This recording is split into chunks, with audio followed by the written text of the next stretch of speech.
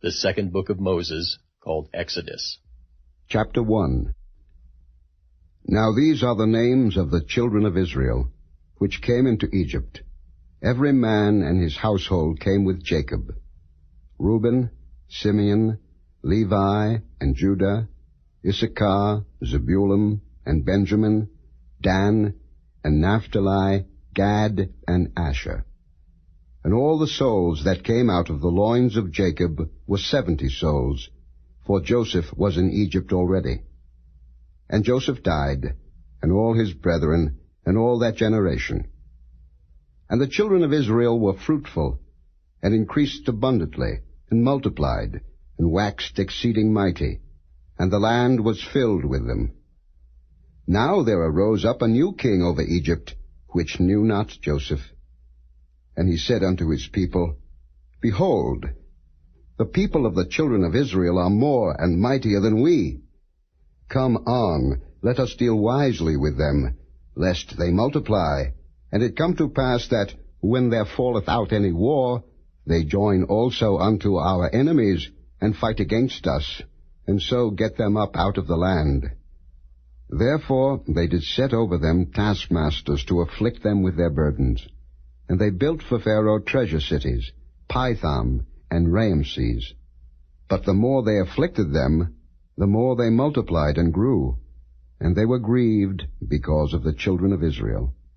And the Egyptians made the children of Israel to serve with rigor, and they made their lives bitter with hard bondage, in mortar and in brick, and in all manner of service in the field.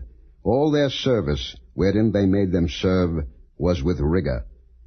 And the king of Egypt spake to the Hebrew midwives, of which the name of the one was Shiphrah, and the name of the other Pua.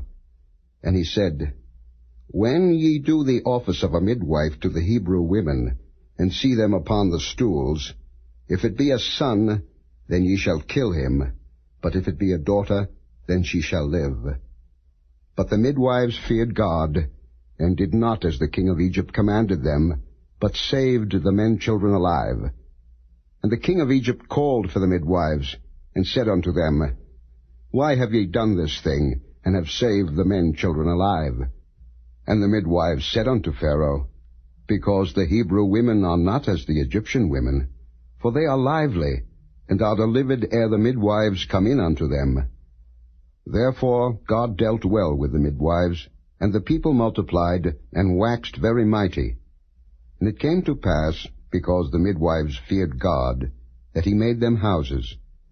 And Pharaoh charged all his people, saying, Every son that is born ye shall cast into the river, and every daughter ye shall save alive.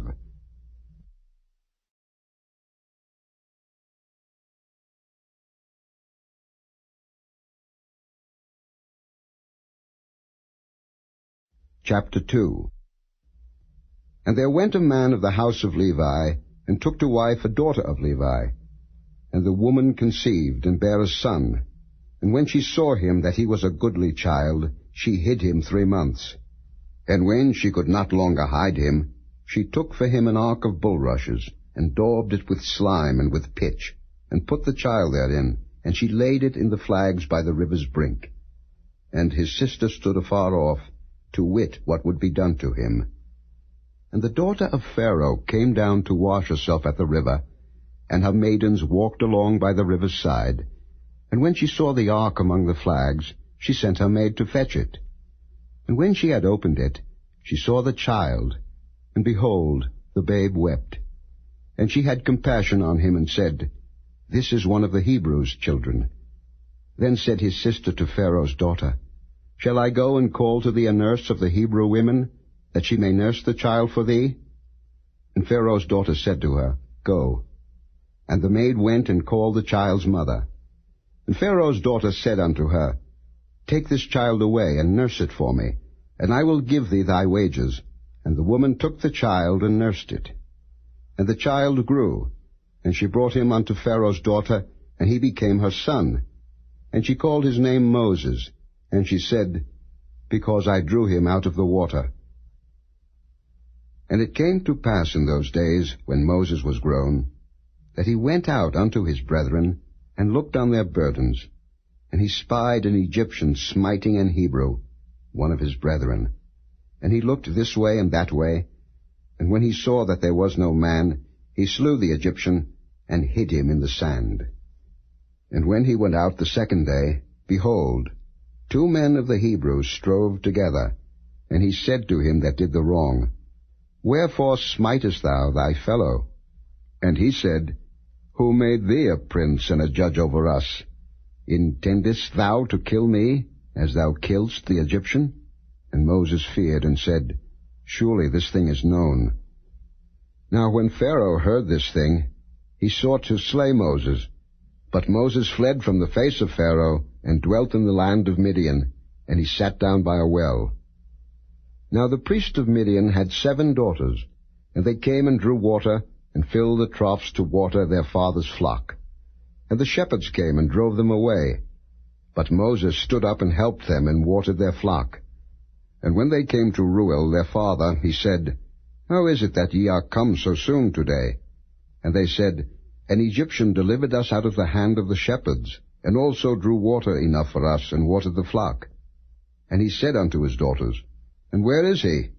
Why is it that ye have left the man? Call him, that he may eat bread. And Moses was content to dwell with the man, and he gave Moses Zipporah his daughter. And she bare him a son, and he called his name Gershom, for he said, I have been a stranger in a strange land. And it came to pass in process of time, that the king of Egypt died, and the children of Israel sighed by reason of the bondage, and they cried, and their cry came up unto God by reason of the bondage. And God heard their groaning, and God remembered his covenant with Abraham, with Isaac, and with Jacob.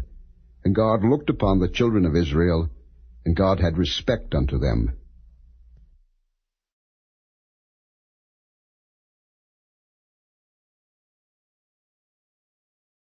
Chapter 3. Now Moses kept the flock of Jethro his father-in-law, the priest of Midian. And he led the flock to the backside of the desert, and came to the mountain of God, even to Horeb. And the angel of the Lord appeared unto him in a flame of fire out of the midst of a bush. And he looked, and behold, the bush burned with fire, and the bush was not consumed.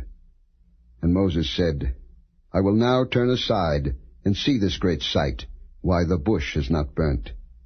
And when the Lord saw that he turned aside to see, God called unto him out of the midst of the bush, and said, Moses, Moses. And he said, Here am I. And he said, Draw not nigh hither. Put off thy shoes from off thy feet, for the place whereon thou standest is holy ground. Moreover he said, I am the God of thy father, the God of Abraham, the God of Isaac, and the God of Jacob. And Moses hid his face, for he was afraid to look upon God. And the Lord said, I have surely seen the affliction of my people which are in Egypt, and have heard their cry by reason of their taskmasters, for I know their sorrows. And I am come down to deliver them out of the land of the Egyptians, and to bring them up out of that land, unto a good land and a large, unto a land flowing with milk and honey, unto the place of the Canaanites, and the Hittites, and the Amorites, and the Perizzites, and the Hivites, and the Jebusites. Now therefore, behold, the cry of the children of Israel is come unto me, and I have also seen the oppression wherewith the Egyptians oppress them. Come now therefore, and I will send thee unto Pharaoh, that thou mayest bring forth my people, the children of Israel, out of Egypt. And Moses said unto God, Who am I, that I should go unto Pharaoh, and that I should bring forth the children of Israel out of Egypt? And he said, Certainly I will be with thee, and this shall be a token unto thee, that I have sent thee. When thou hast brought forth the people out of Egypt, ye shall serve God upon this mountain. And Moses said unto God, Behold, when I come unto the children of Israel, and shall say unto them, The God of your fathers hath sent me unto you, and they shall say to me, What is his name? What shall I say unto them? And God said unto Moses, I am that I am. And he said, Thus shalt thou say unto the children of Israel, I am hath sent me unto you. And God said moreover unto Moses, Thus shalt thou say unto the children of Israel, The Lord God of your fathers, the God of Abraham, the God of Isaac, and the God of Jacob, hath sent me unto you. This is my name forever, and this is my memorial unto all generations. Go and gather the elders of Israel together, and say unto them, The Lord God of your fathers, the God of Abraham, of Isaac, and of Jacob, appeared unto me, saying, I have surely visited you, and seen that which is done to you in Egypt. And I have said, I will bring you up out of the affliction of Egypt unto the land of the Canaanites, and the Hittites, and the Amorites, and the Perizzites, and the Hivites, and the Jebusites, unto a land flowing with milk and honey. And they shall hearken to thy voice, and thou shalt come, thou and the elders of Israel, unto the king of Egypt, and ye shall say unto him, The Lord God of the Hebrews hath met with us, and now let us go, we beseech thee, 3 days' journey into the wilderness, that we may sacrifice to the Lord our God. And I am sure that the king of Egypt will not let you go, no, not by a mighty hand. And I will stretch out my hand, and smite Egypt with all my wonders which I will do in the midst thereof, and after that he will let you go. And I will give this people favor in the sight of the Egyptians. And it shall come to pass that when ye go, ye shall not go empty. But every woman shall borrow of her neighbor, and of her that sojourneth in her house, jewels of silver, and jewels of gold, and raiment, and ye shall put them upon your sons and upon your daughters, and ye shall spoil the Egyptians.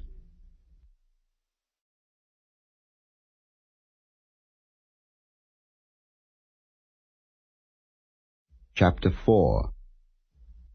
And Moses answered and said, But behold, they will not believe me, nor hearken unto my voice, for they will say, The Lord hath not appeared unto thee. And the Lord said unto him, What is that in thine hand? And he said, A rod. And he said, Cast it on the ground. And he cast it on the ground, and it became a serpent. And Moses fled from before it. And the Lord said unto Moses, Put forth thine hand, and take it by the tail. And he put forth his hand, and caught it, and it became a rod in his hand, that they may believe that the Lord God of their fathers, the God of Abraham, the God of Isaac, and the God of Jacob, hath appeared unto thee. And the Lord said furthermore unto him, Put now thine hand into thy bosom. And he put his hand into his bosom, and when he took it out, behold, his hand was leprous as snow. And he said, Put thine hand into thy bosom again. And he put his hand into his bosom again, and plucked it out of his bosom, and behold, it was turned again as his other flesh. And it shall come to pass, if they will not believe thee, neither hearken to the voice of the first sign, that they will believe the voice of the latter sign. And it shall come to pass, if they will not believe also these 2 signs, neither hearken unto thy voice, that thou shalt take of the water of the river, and pour it upon the dry land, and the water which thou takest out of the river shall become blood upon the dry land.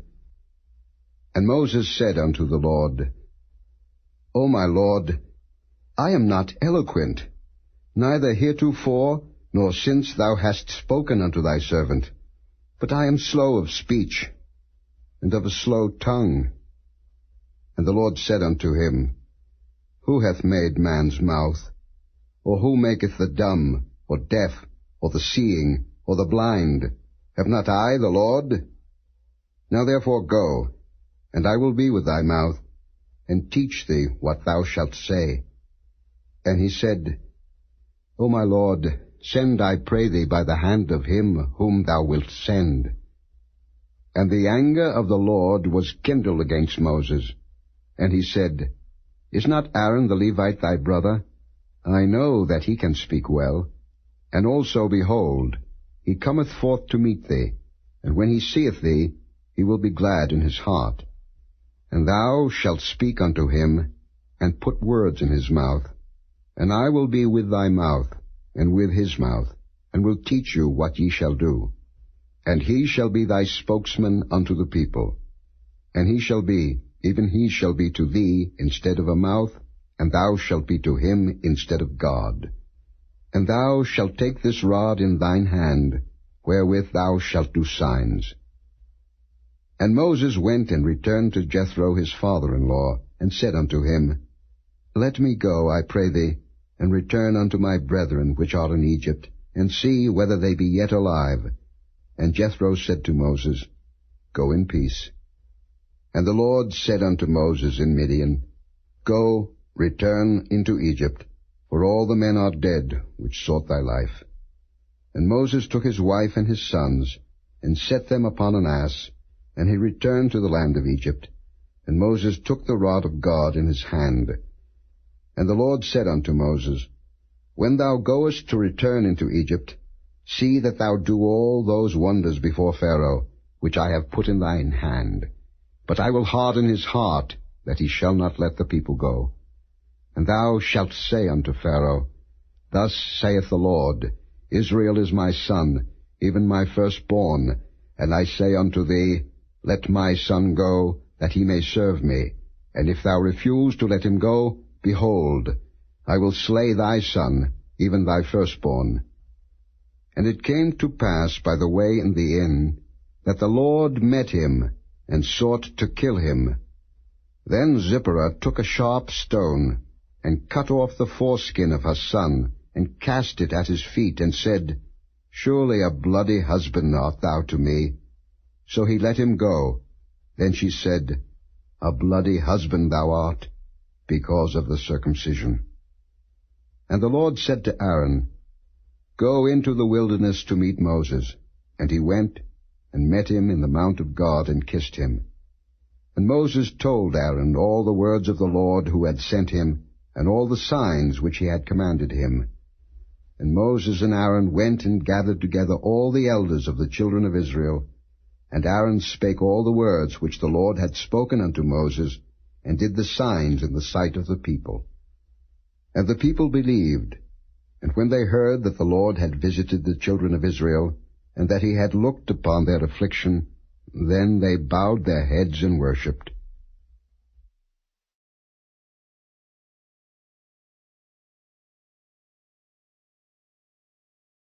Chapter 5. And afterward Moses and Aaron went in, and told Pharaoh, Thus saith the Lord God of Israel, Let my people go, that they may hold a feast unto me in the wilderness. And Pharaoh said, Who is the Lord, that I should obey his voice to let Israel go? I know not the Lord, neither will I let Israel go. And they said, The God of the Hebrews hath met with us. Let us go, we pray thee, 3 days' journey into the desert, and sacrifice unto the Lord our God, lest he fall upon us with pestilence, or with the sword. And the king of Egypt said unto them, Wherefore do ye, Moses and Aaron, let the people from their works? Get you unto your burdens. And Pharaoh said, Behold, the people of the land now are many, and ye make them rest from their burdens. And Pharaoh commanded the same day the taskmasters of the people and their officers, saying, Ye shall no more give the people straw to make brick as heretofore. Let them go and gather straw for themselves. And the tale of the bricks, which they did make heretofore, ye shall lay upon them. Ye shall not diminish aught thereof, for they be idle. Therefore they cry, saying, Let us go and sacrifice to our God. Let their more work be laid upon the men, that they may labor therein, and let them not regard vain words. And the taskmasters of the people went out, and their officers, and they spake to the people, saying, Thus saith Pharaoh, I will not give you straw. Go ye, get you straw where ye can find it, yet not aught of your work shall be diminished. So the people was scattered abroad throughout all the land of Egypt, to gather stubble instead of straw. And the taskmasters hasted them, saying, Fulfill your works, your daily tasks, as when there was straw. And the officers of the children of Israel which Pharaoh's taskmasters had set over them, were beaten, and demanded, "Wherefore have ye not fulfilled your task in making brick both yesterday and today, as heretofore?"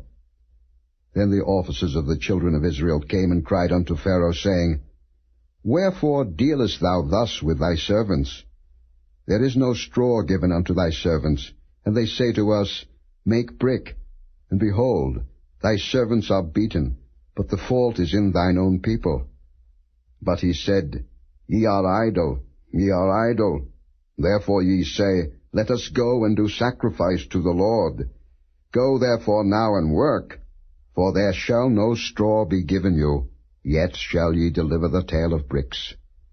And the officers of the children of Israel did see that they were in evil case, after it was said, Ye shall not minish aught from your bricks of your daily task. And they met Moses and Aaron, who stood in the way, as they came forth from Pharaoh.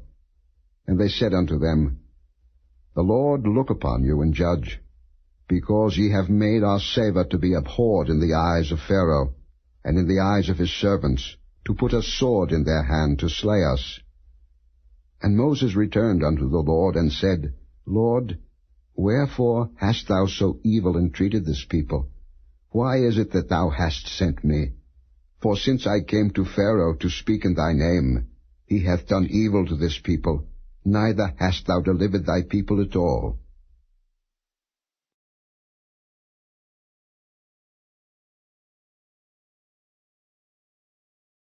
Chapter 6.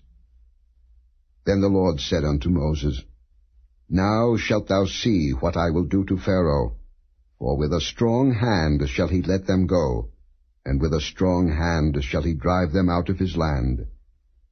And God spake unto Moses, and said unto him, I am the Lord, and I appeared unto Abraham, unto Isaac, and unto Jacob, by the name of God Almighty. But by my name Jehovah was I not known to them. And I have also established my covenant with them, to give them the land of Canaan, the land of their pilgrimage, wherein they were strangers. And I have also heard the groaning of the children of Israel, whom the Egyptians keep in bondage, and I have remembered my covenant. Wherefore say unto the children of Israel, I am the Lord, and I will bring you out from under the burdens of the Egyptians, and I will rid you out of their bondage, and I will redeem you with a stretched out arm, and with great judgments. And I will take you to me for a people, and I will be to you a God, and ye shall know that I am the Lord your God, which bringeth you out from under the burdens of the Egyptians.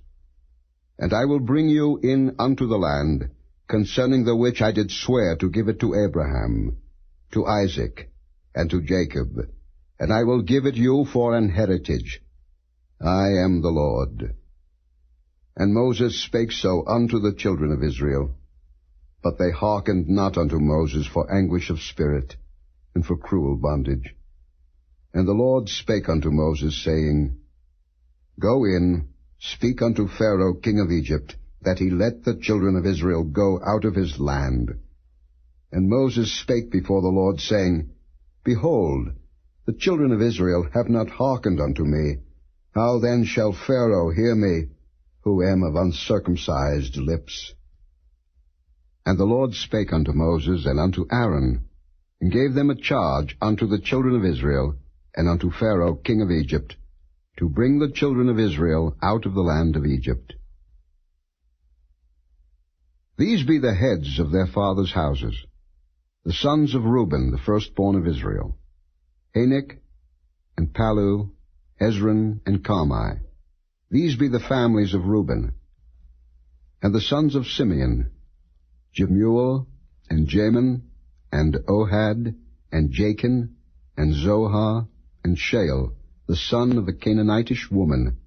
These are the families of Simeon. And these are the names of the sons of Levi according to their generations, Gershon, and Kohath, and Merari. And the years of the life of Levi were 137 years. The sons of Gershon, Libni, and Shimei, according to their families. And the sons of Kohath, Amram, and Izhar, and Hebron, and Uzziel.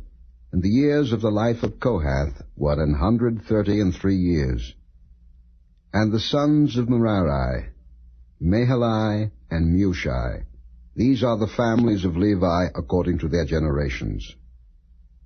And Amram took him Jochebed his father's sister to wife, and she bare him Aaron and Moses.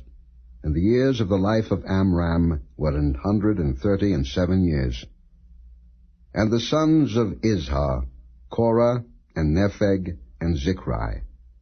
And the sons of Uzziel, Mishael, and Elzaphan, and Zithri. And Aaron took him Elisheba, daughter of Amminadab, sister of Naashon, to wife.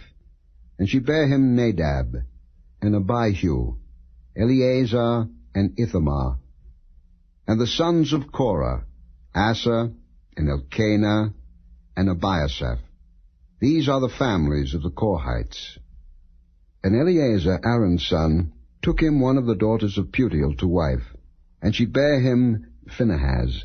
These are the heads of the fathers of the Levites according to their families. These are that Aaron and Moses, to whom the Lord said, Bring out the children of Israel from the land of Egypt according to their armies. These are they which spake to Pharaoh king of Egypt, to bring out the children of Israel from Egypt. These are that Moses and Aaron. And it came to pass on the day when the Lord spake unto Moses in the land of Egypt, that the Lord spake unto Moses, saying, I am the Lord. Speak thou unto Pharaoh king of Egypt all that I say unto thee. And Moses said before the Lord, Behold, I am of uncircumcised lips, and how shall Pharaoh hearken unto me?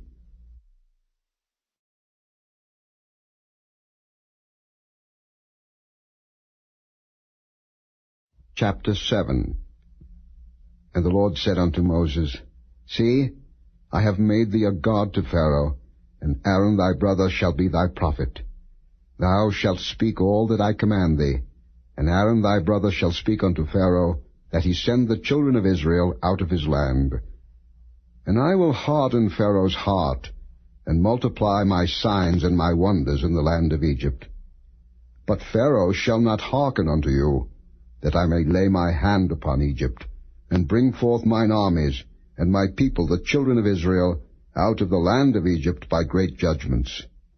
And the Egyptians shall know that I am the Lord, when I stretch forth mine hand upon Egypt, and bring out the children of Israel from among them. And Moses and Aaron did as the Lord commanded them, so did they. And Moses was 80 years old, and Aaron 83 years old, when they spake unto Pharaoh. And the Lord spake unto Moses and unto Aaron, saying, When Pharaoh shall speak unto you, saying, Show a miracle for you, then thou shalt say unto Aaron, Take thy rod, and cast it before Pharaoh, and it shall become a serpent. And Moses and Aaron went in unto Pharaoh, and they did so as the Lord had commanded. And Aaron cast down his rod before Pharaoh, and before his servants, and it became a serpent. Then Pharaoh also called the wise men and the sorcerers. Now the magicians of Egypt, they also did in like manner with their enchantments. For they cast down every man his rod, and they became serpents. But Aaron's rod swallowed up their rods. And he hardened Pharaoh's heart, that he hearkened not unto them, as the Lord had said. And the Lord said unto Moses, Pharaoh's heart is hardened. He refuseth to let the people go. Get thee unto Pharaoh in the morning. Lo, he goeth out unto the water, and thou shalt stand by the river's brink against he come, and the rod which was turned to a serpent shalt thou take in thine hand, and thou shalt say unto him, The Lord God of the Hebrews hath sent me unto thee, saying, Let my people go, that they may serve me in the wilderness. And behold, hitherto thou wouldest not hear. Thus saith the Lord, In this thou shalt know that I am the Lord. Behold, I will smite with the rod that is in mine hand upon the waters which are in the river, and they shall be turned to blood. And the fish that is in the river shall die, and the river shall stink, and the Egyptians shall loathe to drink of the water of the river. And the Lord spake unto Moses, Say unto Aaron, Take thy rod, and stretch out thine hand upon the waters of Egypt, upon their streams, upon their rivers, and upon their ponds, and upon all their pools of water, that they may become blood, and that there may be blood throughout all the land of Egypt, both in vessels of wood and in vessels of stone. And Moses and Aaron did so, as the Lord commanded, and he lifted up the rod, and smote the waters that were in the river, in the sight of Pharaoh, and in the sight of his servants, and all the waters that were in the river were turned to blood. And the fish that was in the river died, and the river stank, and the Egyptians could not drink of the water of the river, and there was blood throughout all the land of Egypt. And the magicians of Egypt did so with their enchantments. And Pharaoh's heart was hardened, neither did he hearken unto them, as the Lord had said. And Pharaoh turned and went into his house, neither did he set his heart to this also. And all the Egyptians digged round about the river for water to drink, for they could not drink of the water of the river. And 7 days were fulfilled, after that the Lord had smitten the river.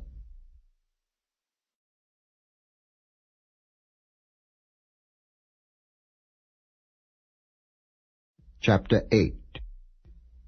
And the Lord spake unto Moses, Go unto Pharaoh, and say unto him, Thus saith the Lord, Let my people go, that they may serve me. And if thou refuse to let them go, behold, I will smite all thy borders with frogs. And the river shall bring forth frogs abundantly, which shall go up and come into thine house, and into thy bedchamber, and upon thy bed, and into the house of thy servants, and upon thy people, and into thine ovens, and into thy kneading troughs. And the frog shall come up both on thee, and upon thy people, and upon all thy servants. And the Lord spake unto Moses, Say unto Aaron, Stretch forth thine hand with thy rod over the streams, over the rivers, and over the ponds, and cause frogs to come up upon the land of Egypt. And Aaron stretched out his hand over the waters of Egypt, and the frogs came up, and covered the land of Egypt. And the magicians did so with their enchantments, and brought up frogs upon the land of Egypt. Then Pharaoh called for Moses and Aaron, and said, Entreat the Lord, that he may take away the frogs from me, and from my people, and I will let the people go, that they may do sacrifice unto the Lord. And Moses said unto Pharaoh, Glory over me, when shall I entreat for thee, and for thy servants, and for thy people, to destroy the frogs from thee and thy houses, that they may remain in the river only? And he said, Tomorrow. And he said, Be it according to thy word, that thou mayest know that there is none like unto the Lord our God. And the frogs shall depart from thee, and from thy houses, and from thy servants, and from thy people. They shall remain in the river only. And Moses and Aaron went out from Pharaoh, and Moses cried unto the Lord because of the frogs which he had brought against Pharaoh. And the Lord did according to the word of Moses, and the frogs died out of the houses, out of the villages, and out of the fields. And they gathered them together upon heaps, and the land stank. But when Pharaoh saw that there was respite, he hardened his heart, and hearkened not unto them, as the Lord had said. And the Lord said unto Moses, Say unto Aaron, Stretch out thy rod, and smite the dust of the land, that it may become lice throughout all the land of Egypt.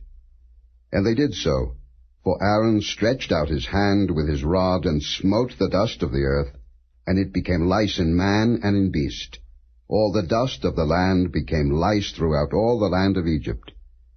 And the magicians did so with their enchantments to bring forth lice, but they could not, so there were lice upon man and upon beast. Then the magicians said unto Pharaoh, This is the finger of God.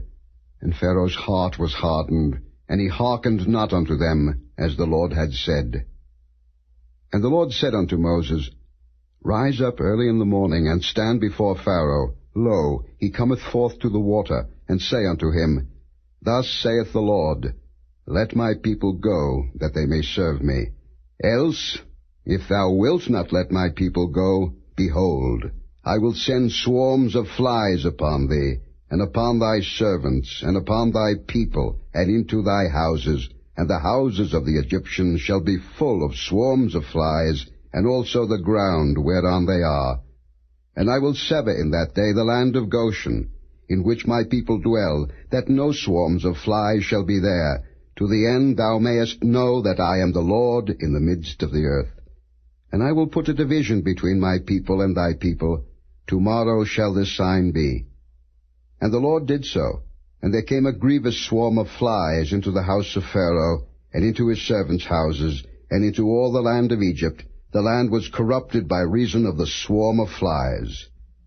And Pharaoh called for Moses and for Aaron, and said, Go ye, sacrifice to your God in the land. And Moses said, It is not meet so to do, for we shall sacrifice the abomination of the Egyptians to the Lord our God. Lo, shall we sacrifice the abomination of the Egyptians before their eyes? And will they not stone us? We will go 3 days' journey into the wilderness, and sacrifice to the Lord our God, as he shall command us. And Pharaoh said, I will let you go, that ye may sacrifice to the Lord your God in the wilderness. Only ye shall not go very far away, entreat for me. And Moses said, Behold, I go out from thee, and I will entreat the Lord that the swarms of flies may depart from Pharaoh, from his servants, and from his people tomorrow. But let not Pharaoh deal deceitfully any more in not letting the people go to sacrifice to the Lord. And Moses went out from Pharaoh, and entreated the Lord. And the Lord did according to the word of Moses, and he removed the swarms of flies from Pharaoh, from his servants, and from his people. There remained not one. And Pharaoh hardened his heart at this time also, neither would he let the people go.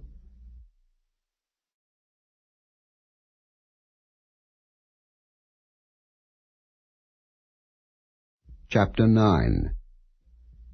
Then the Lord said unto Moses, Go in unto Pharaoh, and tell him, Thus saith the Lord God of the Hebrews, Let my people go, that they may serve me. For if thou refuse to let them go, and wilt hold them still, behold, the hand of the Lord is upon thy cattle, which is in the field, upon the horses, upon the asses, upon the camels, upon the oxen, and upon the sheep. There shall be a very grievous murrain. And the Lord shall sever between the cattle of Israel and the cattle of Egypt, and there shall nothing die of all that is the children's of Israel. And the Lord appointed a set time, saying, Tomorrow the Lord shall do this thing in the land. And the Lord did that thing on the morrow, and all the cattle of Egypt died, but of the cattle of the children of Israel died not one. And Pharaoh sent, and behold, there was not one of the cattle of the Israelites dead. And the heart of Pharaoh was hardened, and he did not let the people go. And the Lord said unto Moses and unto Aaron, Take to you handfuls of ashes of the furnace, and let Moses sprinkle it toward the heaven in the sight of Pharaoh.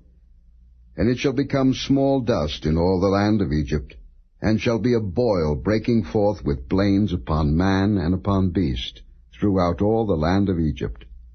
And they took ashes of the furnace, and stood before Pharaoh, and Moses sprinkled it up toward heaven, and it became a boil breaking forth with blains upon man and upon beast.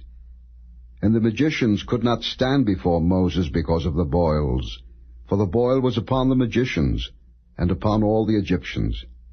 And the Lord hardened the heart of Pharaoh, and he hearkened not unto them, as the Lord had spoken unto Moses. And the Lord said unto Moses, Rise up early in the morning, and stand before Pharaoh, and say unto him, Thus saith the Lord God of the Hebrews, Let my people go, that they may serve me. For I will at this time send all my plagues upon thine heart, and upon thy servants, and upon thy people, that thou mayest know that there is none like me in all the earth. For now I will stretch out my hand, that I may smite thee and thy people with pestilence, and thou shalt be cut off from the earth. And in very deed for this cause have I raised thee up, for to show in thee my power, and that my name may be declared throughout all the earth. As yet exaltest thou thyself against my people, that thou wilt not let them go? Behold, tomorrow about this time I will cause it to rain a very grievous hail, such as hath not been in Egypt since the foundation thereof even until now. Send therefore now, and gather thy cattle, and all that thou hast in the field, for upon every man and beast which shall be found in the field, and shall not be brought home, the hail shall come down upon them, and they shall die. He that feared the word of the Lord among the servants of Pharaoh made his servants and his cattle flee into the houses. And he that regarded not the word of the Lord left his servants and his cattle in the field. And the Lord said unto Moses, Stretch forth thine hand toward heaven, that there may be hail in all the land of Egypt, upon man, and upon beast, and upon every herb of the field throughout the land of Egypt. And Moses stretched forth his rod toward heaven, and the Lord sent thunder and hail, and the fire ran along upon the ground, and the Lord rained hail upon the land of Egypt. So there was hail, and fire mingled with the hail, very grievous, such as there was none like it in all the land of Egypt since it became a nation. And the hail smote throughout all the land of Egypt all that was in the field, both man and beast, and the hail smote every herb of the field, and brake every tree of the field. Only in the land of Goshen, where the children of Israel were, was there no hail. And Pharaoh sent, and called for Moses and Aaron, and said unto them, I have sinned this time. The Lord is righteous, and I and my people are wicked. Entreat the Lord, for it is enough, that there be no more mighty thunderings and hail, and I will let you go, and ye shall stay no longer. And Moses said unto him, As soon as I am gone out of the city, I will spread abroad my hands unto the Lord, and the thunder shall cease, neither shall there be any more hail, that thou mayest know how that the earth is the Lord's. But as for thee and thy servants, I know that ye will not yet fear the Lord God. And the flax and the barley was smitten, for the barley was in the ear, and the flax was bold. But the wheat and the rye were not smitten, for they were not grown up. And Moses went out of the city from Pharaoh, and spread abroad his hands unto the Lord, and the thunders and hail ceased, and the rain was not poured upon the earth. And when Pharaoh saw that the rain and the hail and the thunders were ceased, he sinned yet more, and hardened his heart, he and his servants. And the heart of Pharaoh was hardened, neither would he let the children of Israel go, as the Lord had spoken by Moses.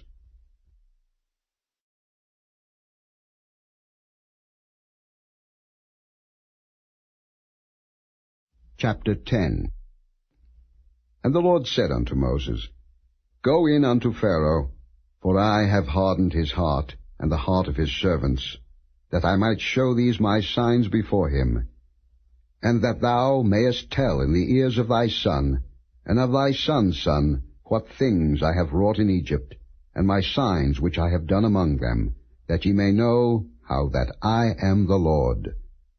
And Moses and Aaron came in unto Pharaoh, and said unto him, Thus saith the Lord God of the Hebrews, How long wilt thou refuse to humble thyself before me? Let my people go, that they may serve me. Else, if thou refuse to let my people go, behold, tomorrow will I bring the locusts into thy coast, and they shall cover the face of the earth, that one cannot be able to see the earth, and they shall eat the residue of that which is escaped, which remaineth unto you from the hail, and shall eat every tree which groweth for you out of the field. And they shall fill thy houses, and the houses of all thy servants, and the houses of all the Egyptians, which neither thy fathers nor thy fathers' fathers have seen, since the day that they were upon the earth unto this day. And he turned himself, and went out from Pharaoh. And Pharaoh's servants said unto him, How long shall this man be a snare unto us? Let the men go, that they may serve the Lord their God. Knowest thou not yet that Egypt is destroyed? And Moses and Aaron were brought again unto Pharaoh. And he said unto them, Go, serve the Lord your God. but who are they that shall go? And Moses said, We will go with our young and with our old, with our sons and with our daughters, with our flocks and with our herds will we go, for we must hold a feast unto the Lord. And he said unto them, Let the Lord be so with you, as I will let you go. And your little ones, look to it, for evil is before you. Not so. Go now, ye that are men, and serve the Lord, for that ye did desire. And they were driven out from Pharaoh's presence. And the Lord said unto Moses, Stretch out thine hand over the land of Egypt for the locusts, that they may come up upon the land of Egypt, and eat every herb of the land, even all that the hail hath left. And Moses stretched forth his rod over the land of Egypt, and the Lord brought an east wind upon the land all that day, and all that night. And when it was morning, the east wind brought the locusts. And the locusts went up over all the land of Egypt, and rested in all the coasts of Egypt. Very grievous were they. Before them there were no such locusts as they, neither after them shall be such. For they covered the face of the whole earth, so that the land was darkened. And they did eat every herb of the land, and all the fruit of the trees which the hail had left. And there remained not any green thing in the trees, or in the herbs of the field, through all the land of Egypt. Then Pharaoh called for Moses and Aaron in haste, and he said, I have sinned against the Lord your God, and against you. Now therefore forgive, I pray thee, my sin only this once, and entreat the Lord your God, that he may take away from me this death only. And he went out from Pharaoh, and entreated the Lord. And the Lord turned a mighty strong west wind, which took away the locusts, and cast them into the Red Sea. There remained not one locust in all the coasts of Egypt. But the Lord hardened Pharaoh's heart, so that he would not let the children of Israel go. And the Lord said unto Moses, Stretch out thine hand toward heaven, that there may be darkness over the land of Egypt, even darkness which may be felt. And Moses stretched forth his hand toward heaven, and there was a thick darkness in all the land of Egypt 3 days.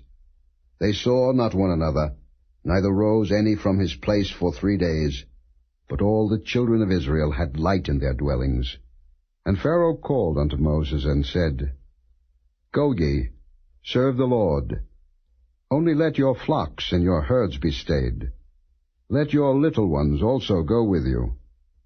And Moses said, Thou must give us also sacrifices and burnt offerings, that we may sacrifice unto the Lord our God. Our cattle also shall go with us. There shall not an hoof be left behind, for thereof must we take to serve the Lord our God. And we know not with what we must serve the Lord, until we come thither. But the Lord hardened Pharaoh's heart, and he would not let them go. And Pharaoh said unto him, Get thee from me, take heed to thyself, see my face no more, for in that day thou seest my face thou shalt die. And Moses said, Thou hast spoken well. I will see thy face again no more.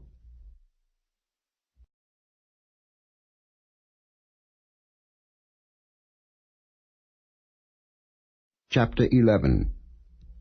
And the Lord said unto Moses, Yet will I bring one plague more upon Pharaoh, and upon Egypt.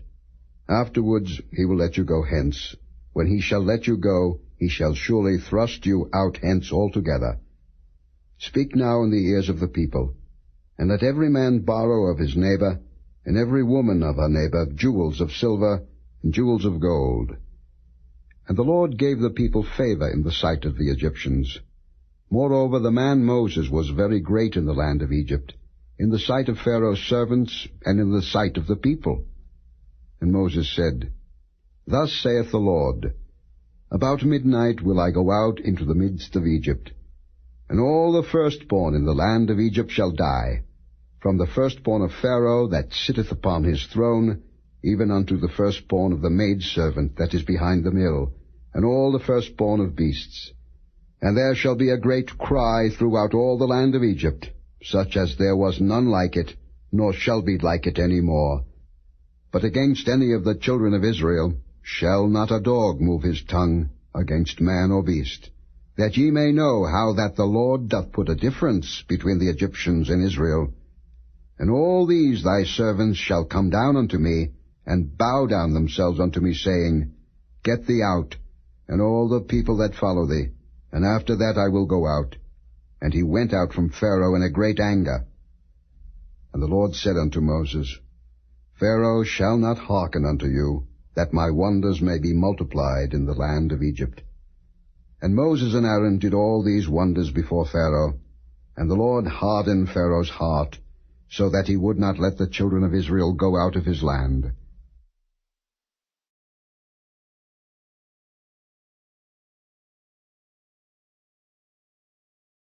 Chapter 12. And the Lord spake unto Moses and Aaron in the land of Egypt, saying, This month shall be unto you the beginning of months. It shall be the first month of the year to you. Speak ye unto all the congregation of Israel, saying, In the 10th day of this month they shall take to them every man a lamb, according to the house of their fathers, a lamb for an house. And if the household be too little for the lamb, let him and his neighbor next unto his house take it according to the number of the souls. Every man according to his eating shall make your count for the lamb. Your lamb shall be without blemish, a male of the first year. Ye shall take it out from the sheep or from the goats. And ye shall keep it up until the 14th day of the same month, and the whole assembly of the congregation of Israel shall kill it in the evening. And they shall take of the blood, and strike it on the 2 side posts and on the upper door post of the houses wherein they shall eat it. And they shall eat the flesh in that night, roast with fire, and unleavened bread, and with bitter herbs they shall eat it. Eat not of it raw, nor sodden it all with water, but roast with fire, his head with his legs, and with the purtenance thereof. And ye shall let nothing of it remain until the morning, and that which remaineth of it until the morning ye shall burn with fire. And thus shall ye eat it, with your loins girded, your shoes on your feet, and your staff in your hand, and ye shall eat it in haste. It is the Lord's Passover. For I will pass through the land of Egypt this night, and will smite all the firstborn in the land of Egypt, both man and beast, and against all the gods of Egypt I will execute judgment. I am the Lord. And the blood shall be to you for a token upon the houses where ye are. And when I see the blood, I will pass over you, and the plague shall not be upon you to destroy you, when I smite the land of Egypt. And this day shall be unto you for a memorial, and ye shall keep it a feast to the Lord throughout your generations. Ye shall keep it a feast by an ordinance for ever. 7 days shall ye eat unleavened bread. Even the first day ye shall put away leaven out of your houses. For whosoever eateth leavened bread from the first day until the 7th day, that soul shall be cut off from Israel.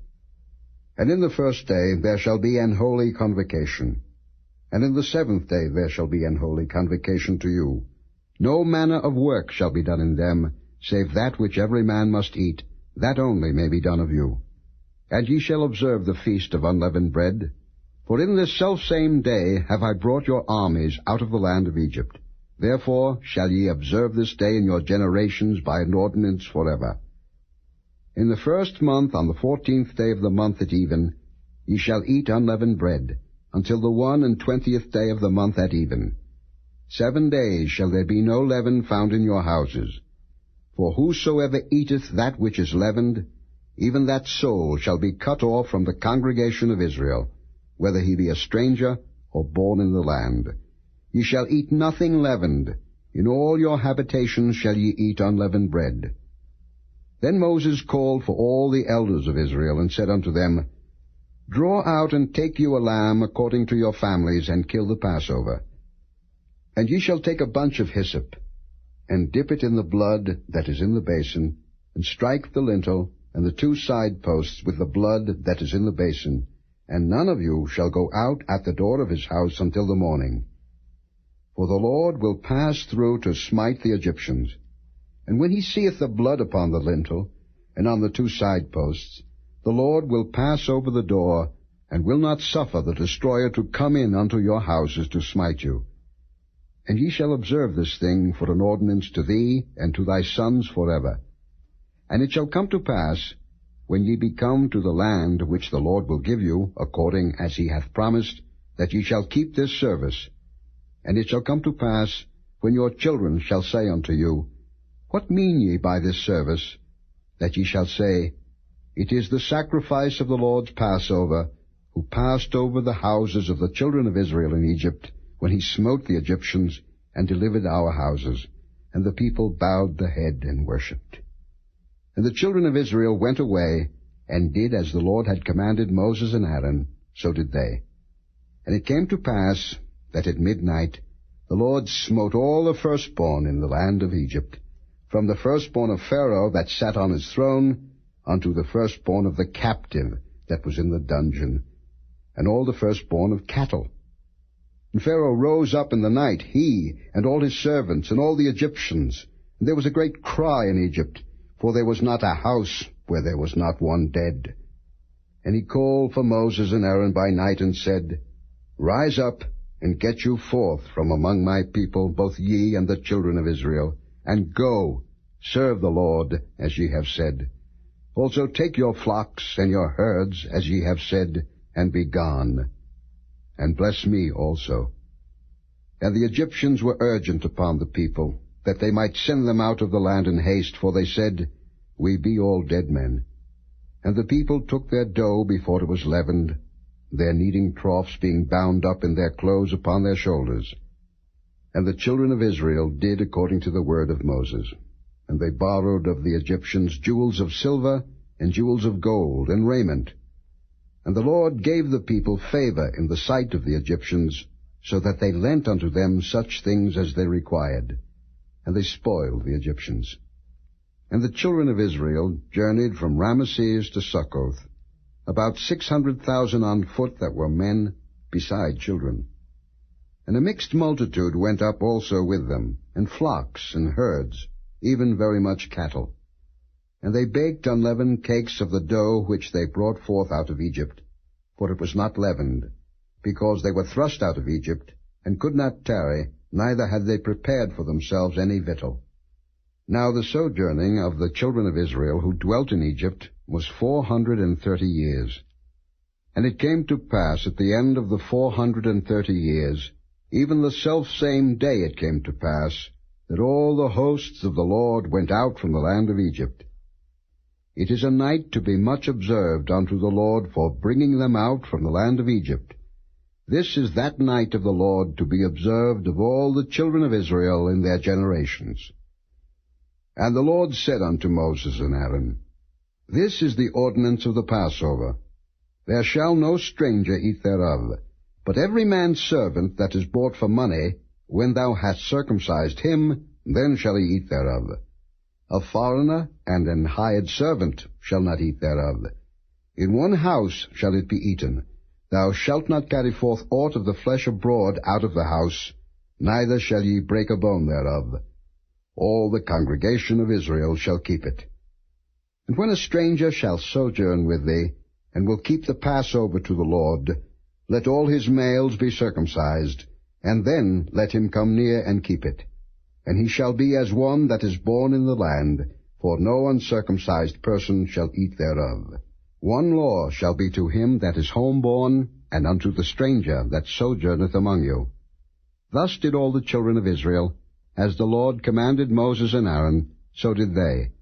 And it came to pass the selfsame day, that the Lord did bring the children of Israel out of the land of Egypt by their armies.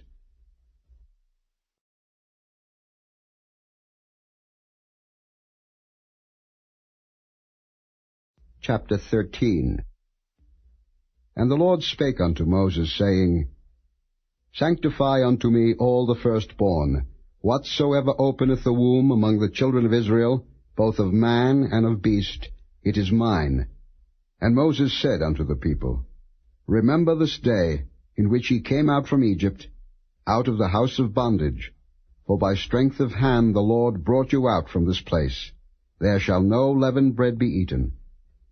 This day came ye out in the month Abib. And it shall be, when the Lord shall bring thee into the land of the Canaanites, and the Hittites, and the Amorites, and the Hivites, and the Jebusites, which he sware unto thy fathers to give thee, a land flowing with milk and honey, that thou shalt keep this service in this month. 7 days thou shalt eat unleavened bread, and in the 7th day shall be a feast to the Lord. Unleavened bread shall be eaten 7 days, and there shall no leavened bread be seen with thee, neither shall there be leaven seen with thee in all thy quarters. And thou shalt show thy son in that day, saying, This is done because of that which the Lord did unto me when I came forth out of Egypt. And it shall be for a sign unto thee upon thine hand, and for a memorial between thine eyes, that the Lord's law may be in thy mouth, for with a strong hand hath the Lord brought thee out of Egypt. Thou shalt therefore keep this ordinance in his season from year to year. And it shall be when the Lord shall bring thee into the land of the Canaanites, as he sware unto thee and to thy fathers, and shall give it thee, that thou shalt set apart unto the Lord all that openeth the matrix, and every firstling that cometh of a beast which thou hast, the males shall be the Lord's. And every firstling of an ass thou shalt redeem with a lamb. And if thou wilt not redeem it, then thou shalt break his neck, and all the firstborn of man among thy children shalt thou redeem.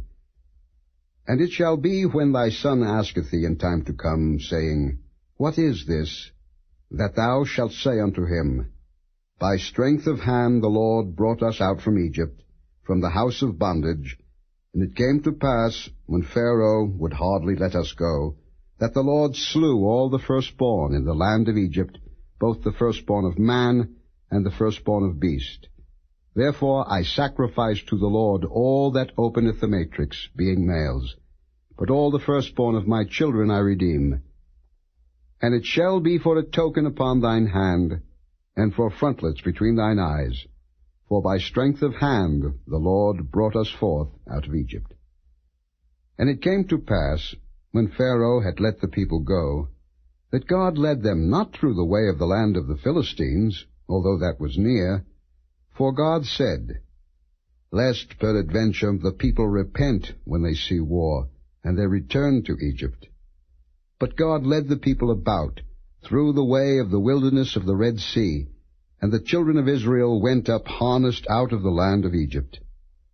And Moses took the bones of Joseph with him, for he had straitly sworn the children of Israel, saying, God will surely visit you, and ye shall carry up my bones away hence with you.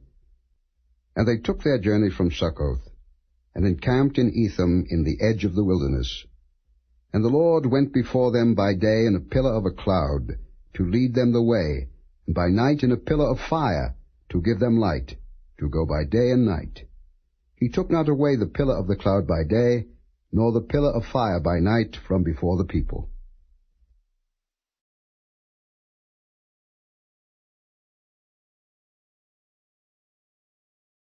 Chapter 14. And the Lord spake unto Moses, saying, Speak unto the children of Israel, that they turn and encamp before Pihahiroth, between Migdol and the sea, over against Baal-zephon. Before it shall ye encamp by the sea. For Pharaoh will say of the children of Israel, They are entangled in the land, the wilderness hath shut them in. And I will harden Pharaoh's heart, that he shall follow after them. And I will be honored upon Pharaoh, and upon all his host, that the Egyptians may know that I am the Lord. And they did so. And it was told the king of Egypt that the people fled, and the heart of Pharaoh and of his servants was turned against the people, and they said, Why have we done this, that we have let Israel go from serving us? And he made ready his chariot, and took his people with him. And he took 600 chosen chariots, and all the chariots of Egypt, and captains over every one of them. And the Lord hardened the heart of Pharaoh king of Egypt, and he pursued after the children of Israel. And the children of Israel went out with an high hand. But the Egyptians pursued after them, all the horses and chariots of Pharaoh, and his horsemen, and his army, and overtook them, encamping by the sea, beside Pihahiroth, before Baal-zephon. And when Pharaoh drew nigh, the children of Israel lifted up their eyes, and behold, the Egyptians marched after them, and they were sore afraid, and the children of Israel cried out unto the Lord. And they said unto Moses, Because there were no graves in Egypt, hast thou taken us away to die in the wilderness? Wherefore hast thou dealt thus with us, to carry us forth out of Egypt? Is not this the word that we did tell thee in Egypt, saying, Let us alone, that we may serve the Egyptians? For it had been better for us to serve the Egyptians, than that we should die in the wilderness. And Moses said unto the people, Fear ye not, stand still, and see the salvation of the Lord, which he will show to you today. For the Egyptians whom ye have seen today, ye shall see them again no more forever. The Lord shall fight for you, and ye shall hold your peace. And the Lord said unto Moses, Wherefore criest thou unto me? Speak unto the children of Israel, that they go forward. But lift thou up thy rod, and stretch out thine hand over the sea, and divide it. And the children of Israel shall go on dry ground through the midst of the sea. And I, behold, I will harden the hearts of the Egyptians, and they shall follow them. And I will get me honor upon Pharaoh, and upon all his host, upon his chariots, and upon his horsemen. And the Egyptians shall know that I am the Lord, when I have gotten me honor upon Pharaoh, upon his chariots, and upon his horsemen. And the angel of God, which went before the camp of Israel, removed and went behind them, and the pillar of the cloud went from before their face, and stood behind them. And it came between the camp of the Egyptians and the camp of Israel, and it was a cloud and darkness to them, but it gave light by night to these, so that the one came not near the other all the night. And Moses stretched out his hand over the sea, and the Lord caused the sea to go back by a strong east wind all that night, and made the sea dry land, and the waters were divided. And the children of Israel went into the midst of the sea upon the dry ground, and the waters were a wall unto them on their right hand and on their left. And the Egyptians pursued, and went in after them to the midst of the sea, even all Pharaoh's horses, his chariots, and his horsemen. And it came to pass that in the morning watch the Lord looked unto the host of the Egyptians through the pillar of fire and of the cloud, and troubled the host of the Egyptians, and took off their chariot wheels, that they drave them heavily, so that the Egyptians said, Let us flee from the face of Israel, for the Lord fighteth for them against the Egyptians. And the Lord said unto Moses, Stretch out thine hand over the sea, that the waters may come again upon the Egyptians, upon their chariots, and upon their horsemen. And Moses stretched forth his hand over the sea, and the sea returned to his strength when the morning appeared, and the Egyptians fled against it, and the Lord overthrew the Egyptians in the midst of the sea. And the waters returned, and covered the chariots, and the horsemen, and all the host of Pharaoh that came into the sea after them. There remained not so much as one of them. But the children of Israel walked upon dry land in the midst of the sea, and the waters were a wall unto them on their right hand and on their left. Thus the Lord saved Israel that day out of the hand of the Egyptians, and Israel saw the Egyptians dead upon the seashore. And Israel saw that great work which the Lord did upon the Egyptians, and the people feared the Lord, and believed the Lord and his servant Moses.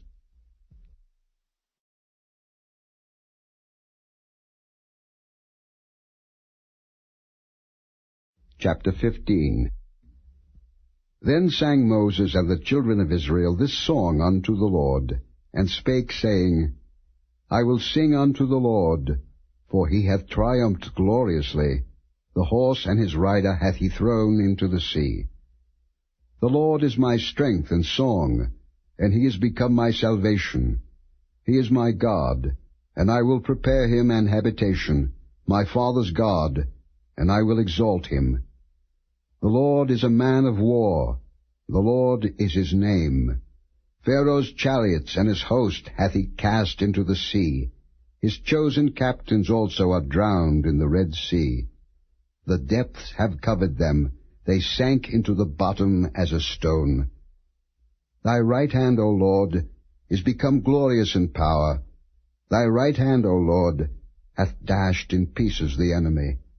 And in the greatness of thine excellency thou hast overthrown them that rose up against thee. Thou sentest forth thy wrath, which consumed them as stubble. And with the blast of thy nostrils the waters were gathered together. The floods stood upright as an heap, and the depths were congealed in the heart of the sea. The enemy said, I will pursue, I will overtake, I will divide the spoil, my lust shall be satisfied upon them. I will draw my sword, my hand shall destroy them. Thou didst blow with thy wind, the sea covered them, they sank as lead in the mighty waters. Who is like unto thee, O Lord, among the gods? Who is like thee, glorious in holiness, fearful in praises, doing wonders? Thou stretchedst out thy right hand, the earth swallowed them. Thou in thy mercy hast led forth the people which thou hast redeemed. Thou hast guided them in thy strength unto thy holy habitation. The people shall hear and be afraid. Sorrow shall take hold on the inhabitants of Palestina. Then the dukes of Edom shall be amazed. The mighty men of Moab, trembling, shall take hold upon them. All the inhabitants of Canaan shall melt away. Fear and dread shall fall upon them. By the greatness of thine arm they shall be as still as a stone, till thy people pass over, O Lord, till the people pass over, which thou hast purchased. Thou shalt bring them in, and plant them in the mountain of thine inheritance, in the place, O Lord, which thou hast made for thee to dwell in the sanctuary, O Lord, which thy hands have established. The Lord shall reign for ever and ever. For the horse of Pharaoh went in with his chariots, and with his horsemen into the sea, and the Lord brought again the waters of the sea upon them. But the children of Israel went on dry land in the midst of the sea. And Miriam the prophetess, the sister of Aaron, took a timbrel in her hand, and all the women went out after her with timbrels and with dances. And Miriam answered them, Sing ye to the Lord, for he hath triumphed gloriously. The horse and his rider hath he thrown into the sea. So Moses brought Israel from the Red Sea, and they went out into the wilderness of Shur, and they went 3 days in the wilderness, and found no water. And when they came to Marah, they could not drink of the waters of Marah, for they were bitter. Therefore the name of it was called Marah. And the people murmured against Moses, saying, What shall we drink? And he cried unto the Lord. And the Lord showed him a tree, which when he had cast into the waters were made sweet.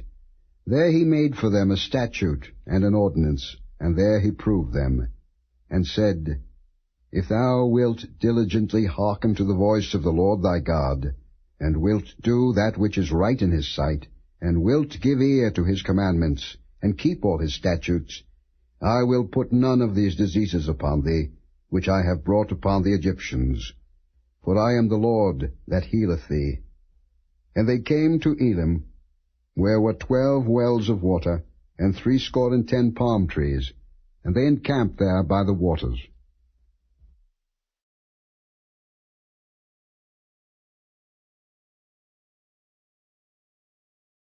Chapter 16.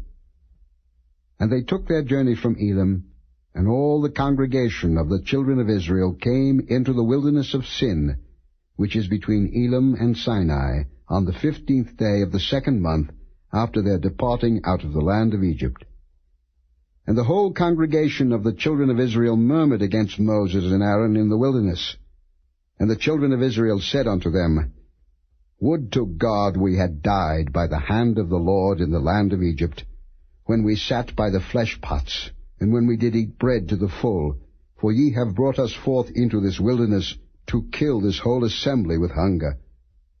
Then said the Lord unto Moses, Behold, I will rain bread from heaven for you, and the people shall go out and gather a certain rate every day, that I may prove them, whether they will walk in my law or no. And it shall come to pass, that on the 6th day they shall prepare that which they bring in, and it shall be twice as much as they gather daily. And Moses and Aaron said unto all the children of Israel, At even then ye shall know that the Lord hath brought you out from the land of Egypt.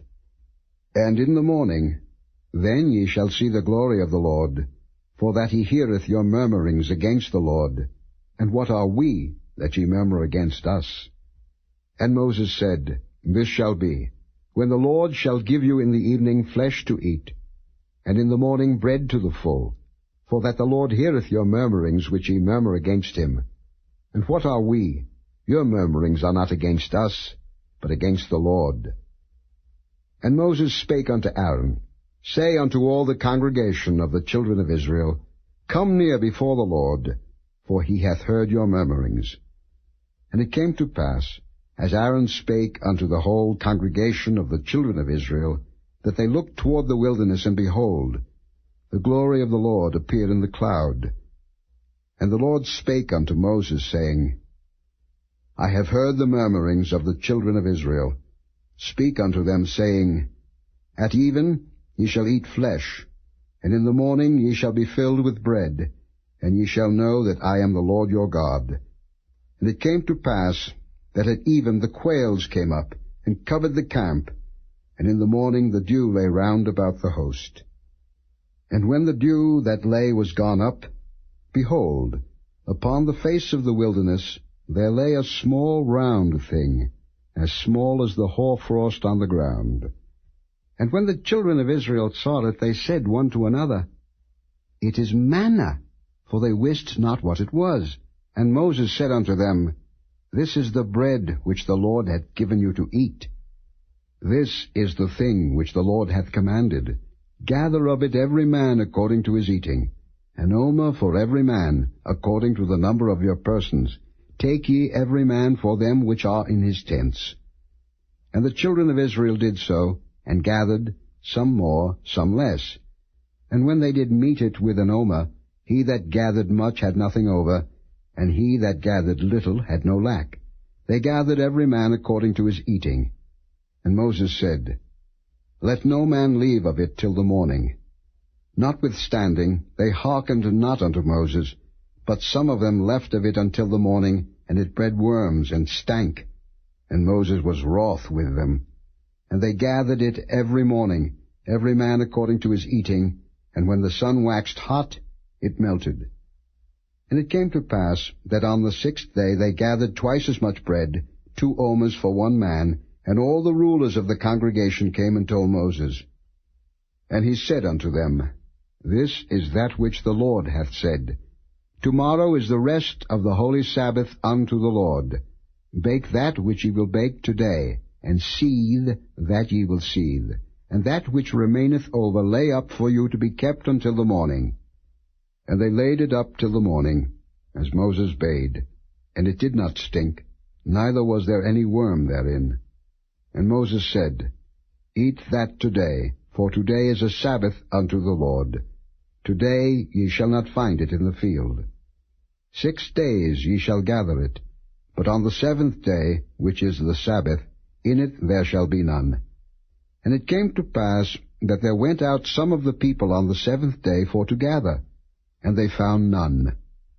And the Lord said unto Moses, How long refuse ye to keep my commandments and my laws? See, for that the Lord hath given you the Sabbath. Therefore he giveth you on the 6th day the bread of 2 days. Abide ye every man in his place, let no man go out of his place on the 7th day. So the people rested on the 7th day. And the house of Israel called the name thereof manna, and it was like coriander seed, white, and the taste of it was like wafers made with honey. And Moses said, This is the thing which the Lord commandeth. Fill an omer of it to be kept for your generations, that they may see the bread wherewith I have fed you in the wilderness, when I brought you forth from the land of Egypt.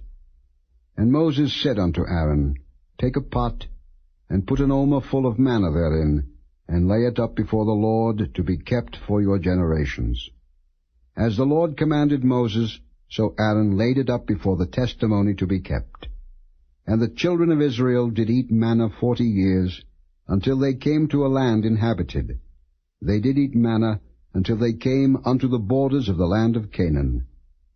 Now an omer is the 10th part of an ephah.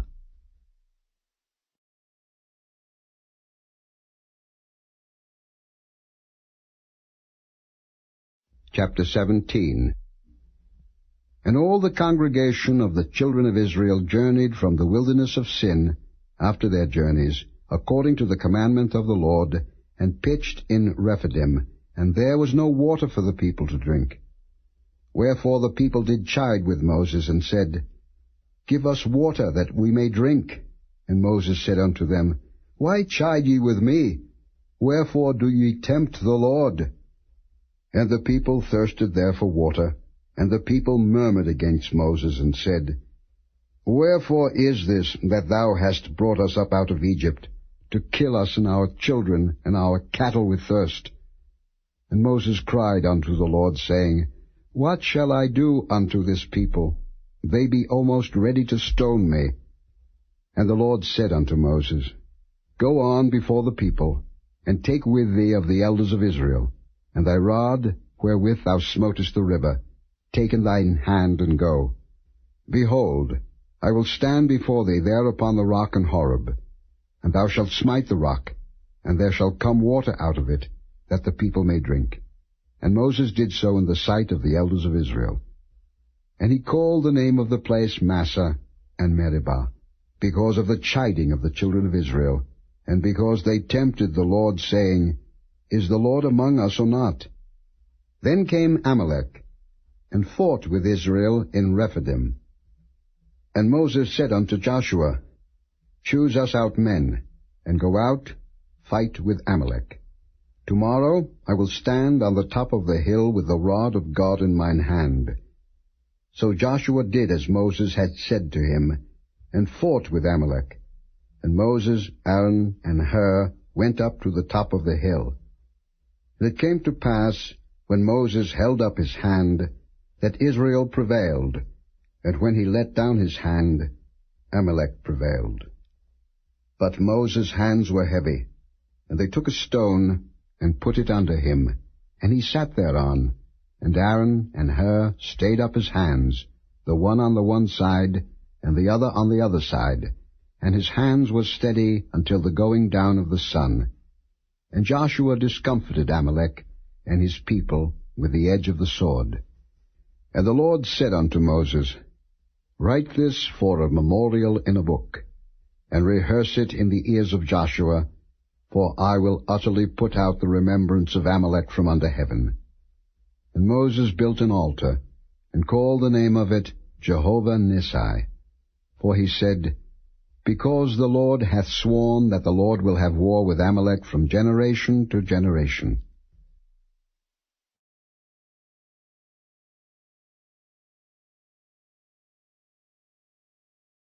Chapter 18. When Jethro, the priest of Midian, Moses' father-in-law, heard of all that God had done for Moses and for Israel his people, and that the Lord had brought Israel out of Egypt, then Jethro, Moses' father-in-law, took Zipporah, Moses' wife, after he had sent her back, and her 2 sons, of which the name of the one was Gershom, for he said, I have been an alien in a strange land, and the name of the other was Eliezer, for the God of my father, said he, was mine help, and delivered me from the sword of Pharaoh. And Jethro, Moses' father-in-law, came with his sons and his wife unto Moses into the wilderness, where he encamped at the mount of God. And he said unto Moses, I, thy father-in-law Jethro, am come unto thee, and thy wife, and her 2 sons with her. And Moses went out to meet his father-in-law, and did obeisance, and kissed him, and they asked each other of their welfare, and they came into the tent. And Moses told his father-in-law all that the Lord had done unto Pharaoh and to the Egyptians for Israel's sake, and all the travail that had come upon them by the way, and how the Lord delivered them. And Jethro rejoiced for all the goodness which the Lord had done to Israel, whom he had delivered out of the hand of the Egyptians. And Jethro said, Blessed be the Lord, who hath delivered you out of the hand of the Egyptians, and out of the hand of Pharaoh, who hath delivered the people from under the hand of the Egyptians. Now I know that the Lord is greater than all gods, for in the thing wherein they dealt proudly he was above them. And Jethro, Moses' father-in-law, took a burnt offering and sacrifices for God. And Aaron came, and all the elders of Israel, to eat bread with Moses' father-in-law before God. And it came to pass on the morrow that Moses sat to judge the people, and the people stood by Moses from the morning unto the evening. And when Moses' father-in-law saw all that he did to the people, he said, What is this thing that thou doest to the people? Why sittest thou thyself alone, and all the people stand by thee from morning unto even? And Moses said unto his father-in-law, Because the people come unto me to inquire of God. When they have a matter, they come unto me, and I judge between one and another, and I do make them know the statutes of God and his laws. And Moses' father-in-law said unto him, The thing that thou doest is not good. Thou wilt surely wear away, both thou and this people that is with thee, for this thing is too heavy for thee. Thou art not able to perform it thyself alone. Hearken now unto my voice. I will give thee counsel, and God shall be with thee. Be thou for the people too Godward, that thou mayest bring the causes unto God. And thou shalt teach them ordinances and laws, and shalt show them the way wherein they must walk, and the work that they must do. Moreover, thou shalt provide out of all the people able men, such as fear God, men of truth, hating covetousness, and place such over them to be rulers of thousands, and rulers of hundreds, rulers of 50s, and rulers of 10s. And let them judge the people at all seasons.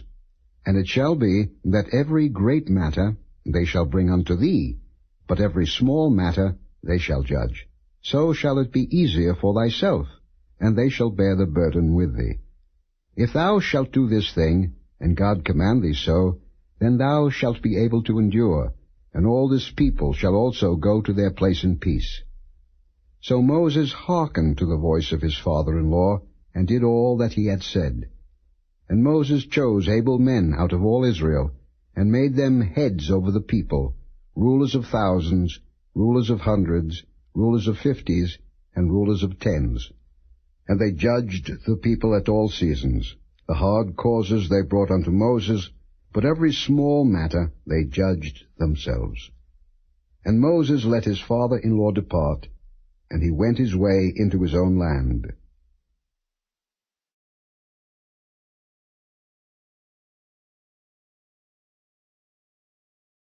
Chapter 19. In the 3rd month, when the children of Israel were gone forth out of the land of Egypt, the same day came they into the wilderness of Sinai. For they were departed from Rephidim, and were come to the desert of Sinai, and had pitched in the wilderness, and there Israel camped before the mount.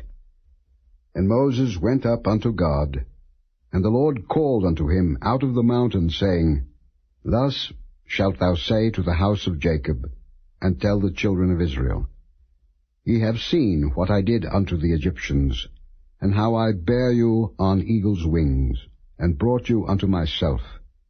Now therefore, if ye will obey my voice indeed, and keep my covenant, then ye shall be a peculiar treasure unto me above all people, for all the earth is mine. And ye shall be unto me a kingdom of priests, and an holy nation. These are the words which thou shalt speak unto the children of Israel. And Moses came and called for the elders of the people, and laid before their faces all these words which the Lord commanded him. And all the people answered together and said, All that the Lord hath spoken we will do. And Moses returned the words of the people unto the Lord.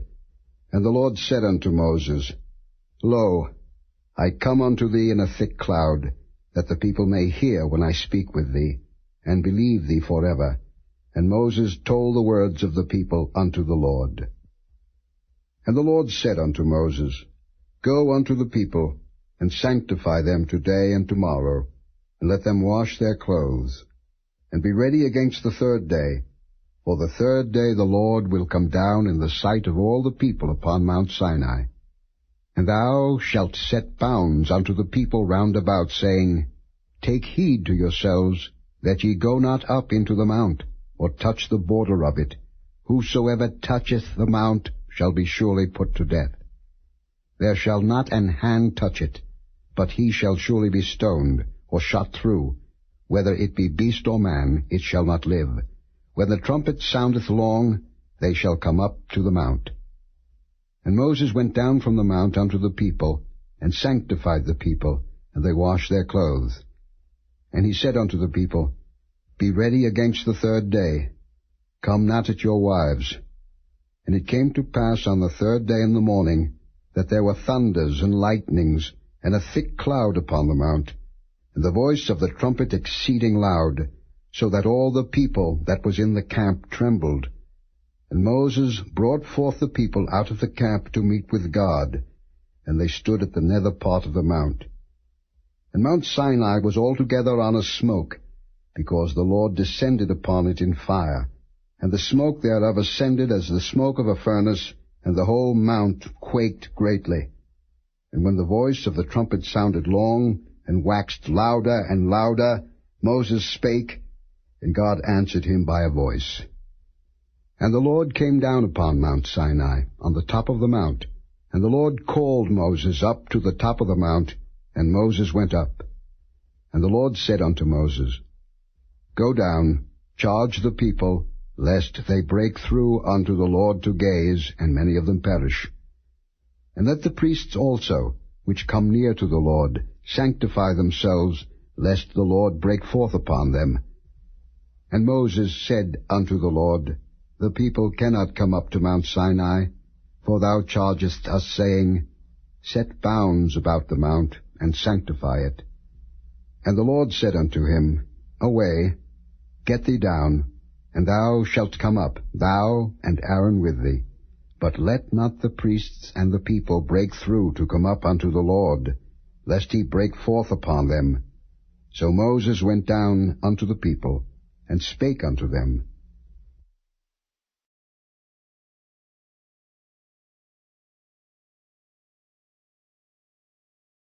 Chapter 20. And God spake all these words, saying, I am the Lord thy God, which have brought thee out of the land of Egypt, out of the house of bondage. Thou shalt have no other gods before me. Thou shalt not make unto thee any graven image, or any likeness of anything that is in heaven above, or that is in the earth beneath, or that is in the water under the earth. Thou shalt not bow down thyself to them, nor serve them. For I, the Lord thy God, am a jealous God, visiting the iniquity of the fathers upon the children unto the third and fourth generation of them that hate me, and showing mercy unto thousands of them that love me, and keep my commandments. Thou shalt not take the name of the Lord thy God in vain, for the Lord will not hold him guiltless that taketh his name in vain. Remember the Sabbath day, to keep it holy. 6 days shalt thou labor, and do all thy work.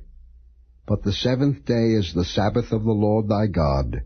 In it thou shalt not do any work, thou, nor thy son, nor thy daughter, thy manservant, nor thy maidservant, nor thy cattle, nor thy stranger that is within thy gates. For in 6 days the Lord made heaven and earth, the sea, and all that in them is, and rested the 7th day. Wherefore the Lord blessed the Sabbath day, and hallowed it. Honor thy father and thy mother, that thy days may be long upon the land which the Lord thy God giveth thee. Thou shalt not kill. Thou shalt not commit adultery. Thou shalt not steal. Thou shalt not bear false witness against thy neighbor. Thou shalt not covet thy neighbor's house. Thou shalt not covet thy neighbor's wife, nor his manservant, nor his maidservant, nor his ox, nor his ass, nor anything that is thy neighbor's. And all the people saw the thunderings, and the lightnings, and the noise of the trumpet, and the mountain smoking. And when the people saw it, they removed, and stood afar off. And they said unto Moses, Speak thou with us, and we will hear. But let not God speak with us, lest we die. And Moses said unto the people, Fear not, for God is come to prove you, and that his fear may be before your faces, that ye sin not. And the people stood afar off, and Moses drew near unto the thick darkness where God was. And the Lord said unto Moses, Thus thou shalt say unto the children of Israel, Ye have seen that I have talked with you from heaven. Ye shall not make with me gods of silver, neither shall ye make unto you gods of gold. An altar of earth thou shalt make unto me, and shalt sacrifice thereon thy burnt offerings, and thy peace offerings, thy sheep and thine oxen. In all places where I record my name, I will come unto thee, and I will bless thee. And if thou wilt make me an altar of stone, thou shalt not build it of hewn stone, for if thou lift up thy tool upon it, thou hast polluted it. Neither shalt thou go up by steps unto mine altar, that thy nakedness be not discovered thereon.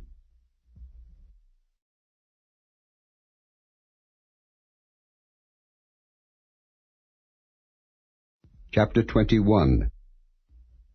Now these are the judgments which thou shalt set before them. If thou buy an Hebrew servant, 6 years he shall serve, and in the 7th he shall go out free for nothing. If he came in by himself, he shall go out by himself. If he were married, then his wife shall go out with him.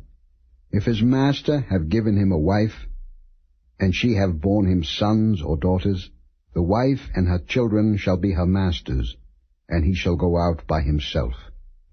And if the servant shall plainly say, I love my master, my wife, and my children, I will not go out free, then his master shall bring him unto the judges.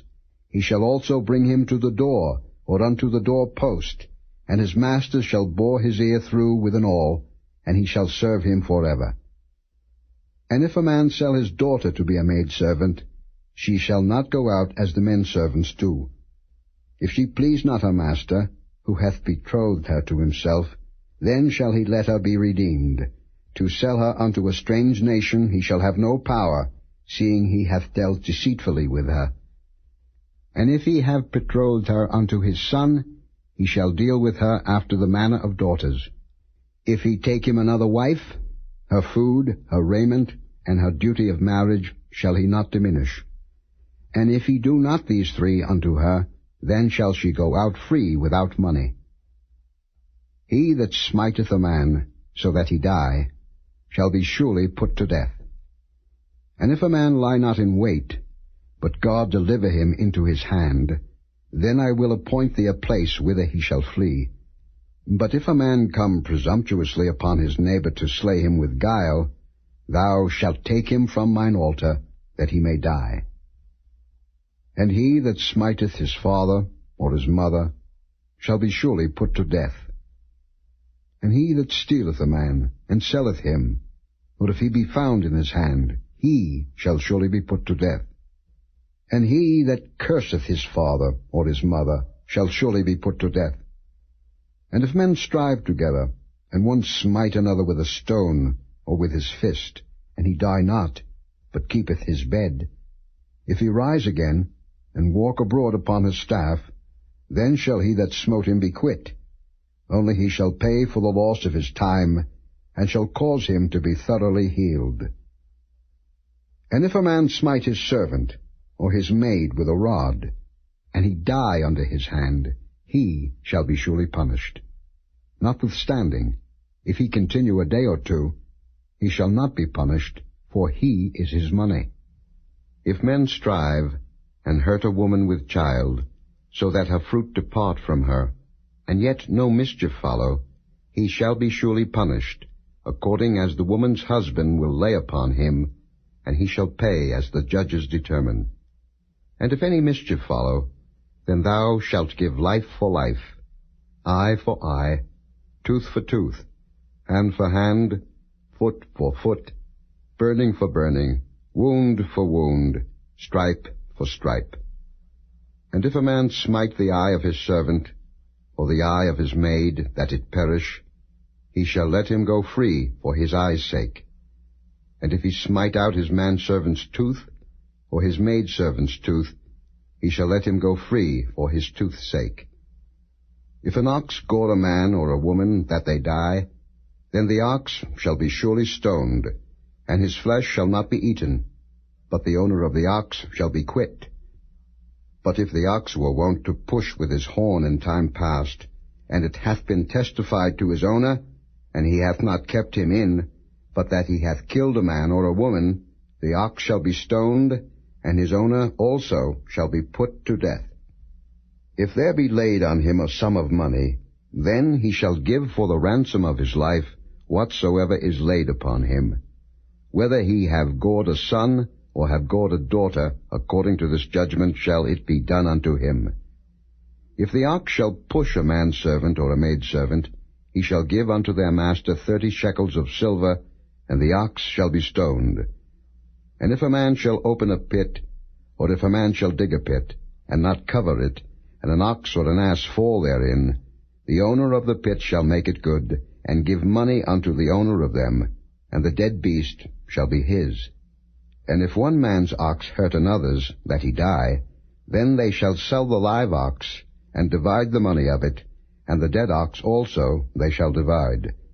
Or if it be known that the ox hath used to push in time past, and his owner hath not kept him in, he shall surely pay ox for ox, and the dead shall be his own.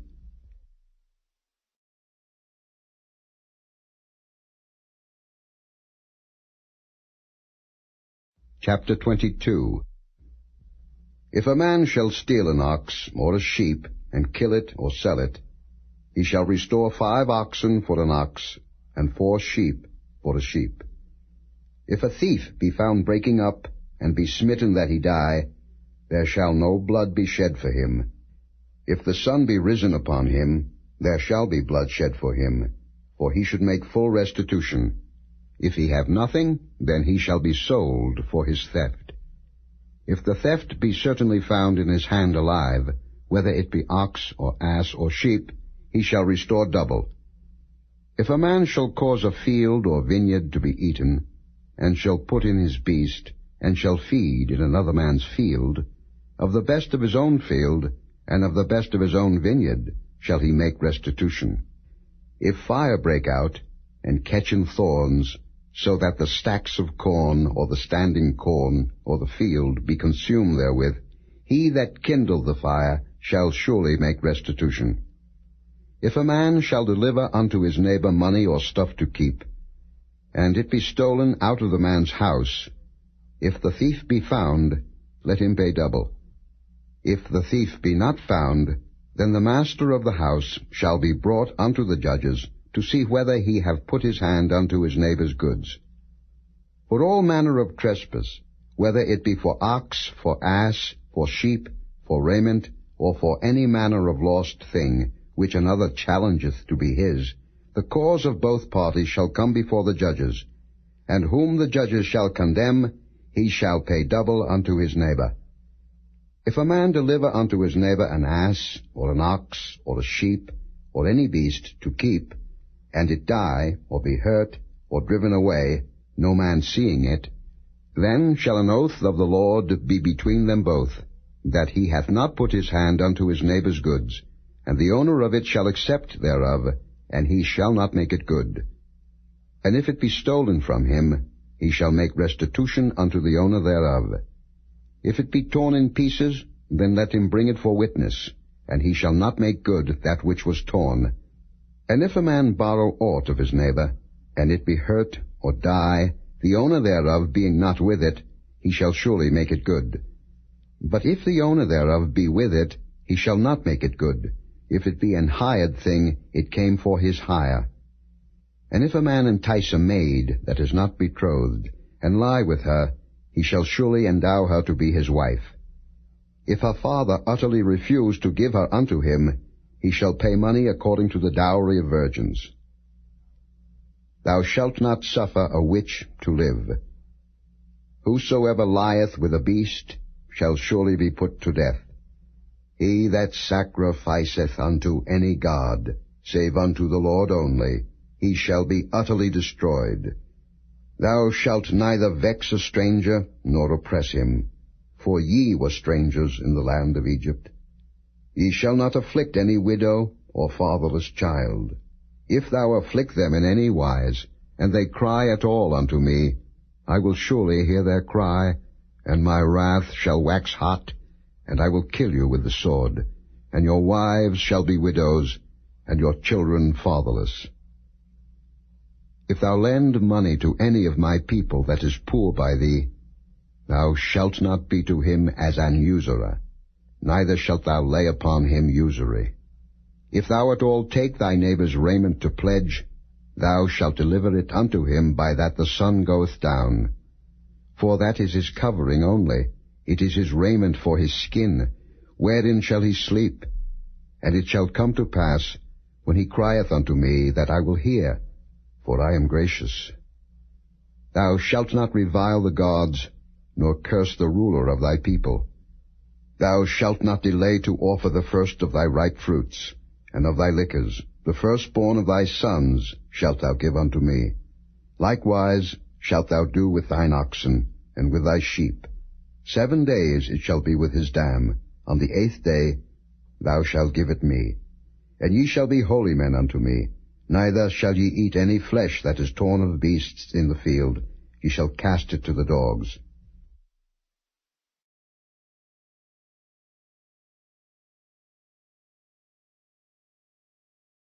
Chapter 23.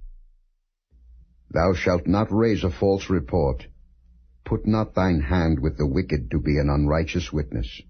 Thou shalt not follow a multitude to do evil. Neither shalt thou speak in a cause to decline after many to wrest judgment.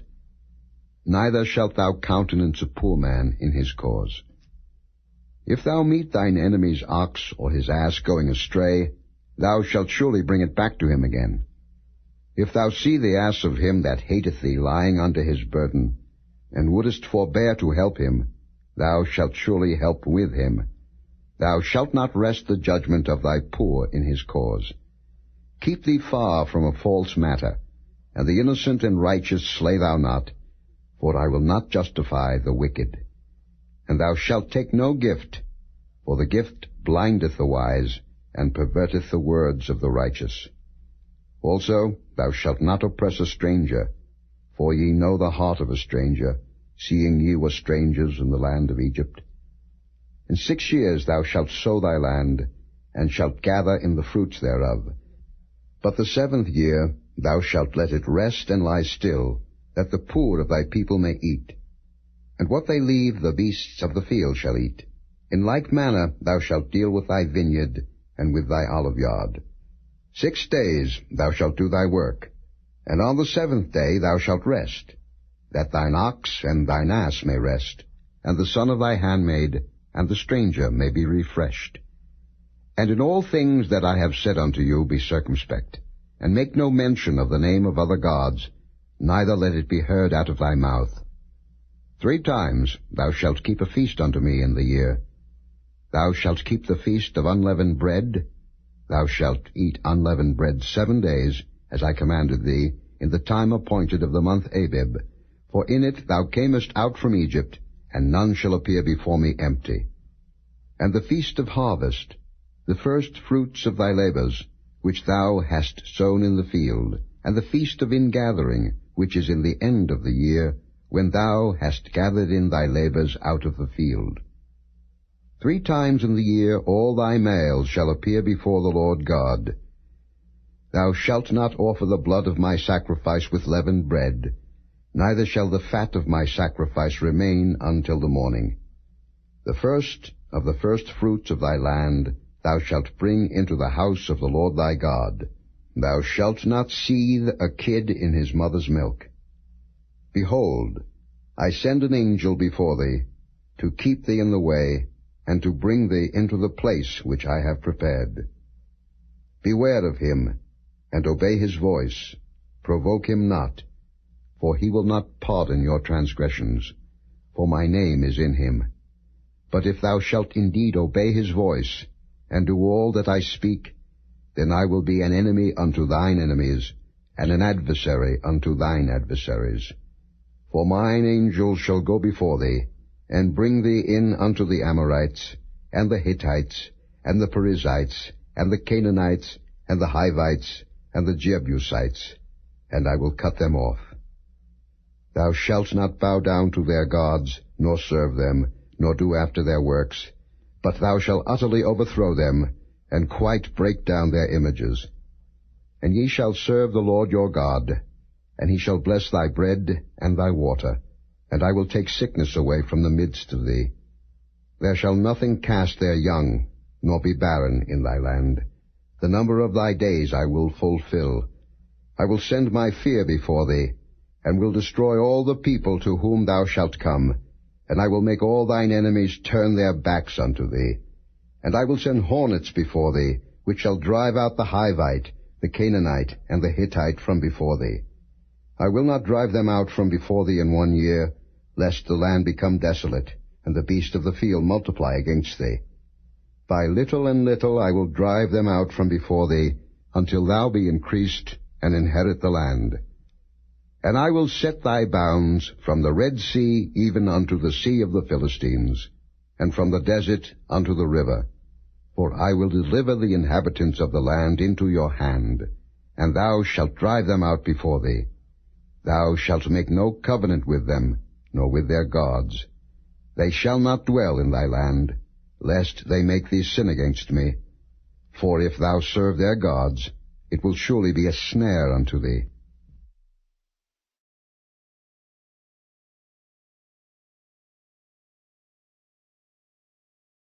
Chapter 24.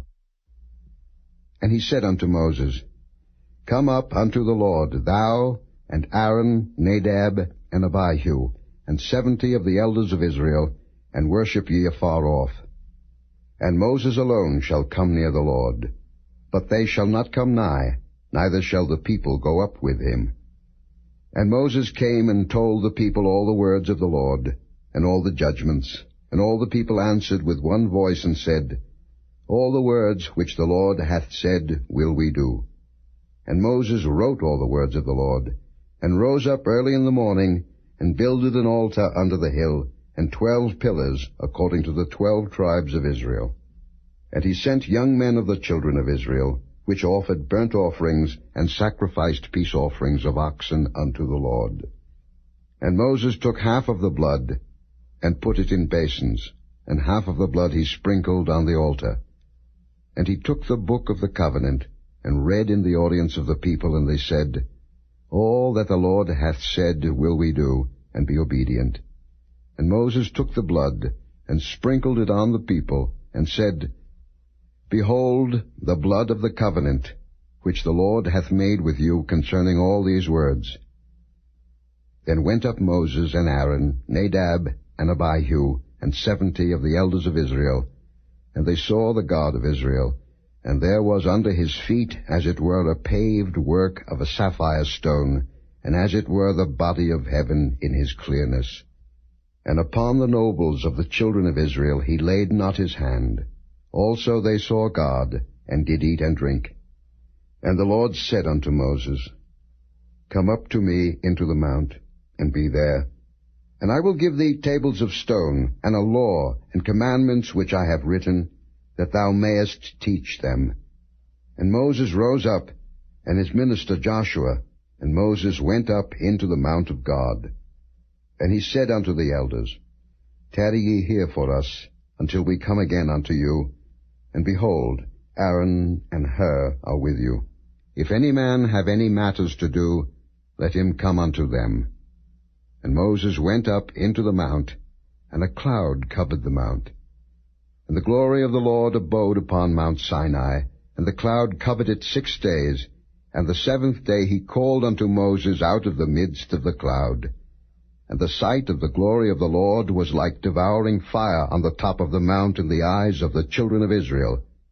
And Moses went into the midst of the cloud, and gat him up into the mount, and Moses was in the mount 40 days and 40 nights.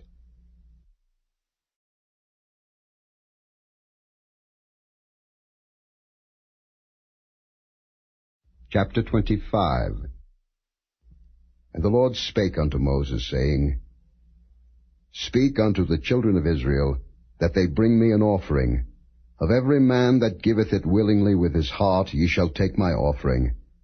And this is the offering which ye shall take of them, gold, and silver, and brass, and blue, and purple, and scarlet, and fine linen, and goat's hair, and ram skins dyed red, and badgers' skins, and shittim wood, oil for the light, spices for anointing oil, and for sweet incense, onyx stones, and stones to be set in the ephod, and in the breastplate. And let them make me a sanctuary, that I may dwell among them.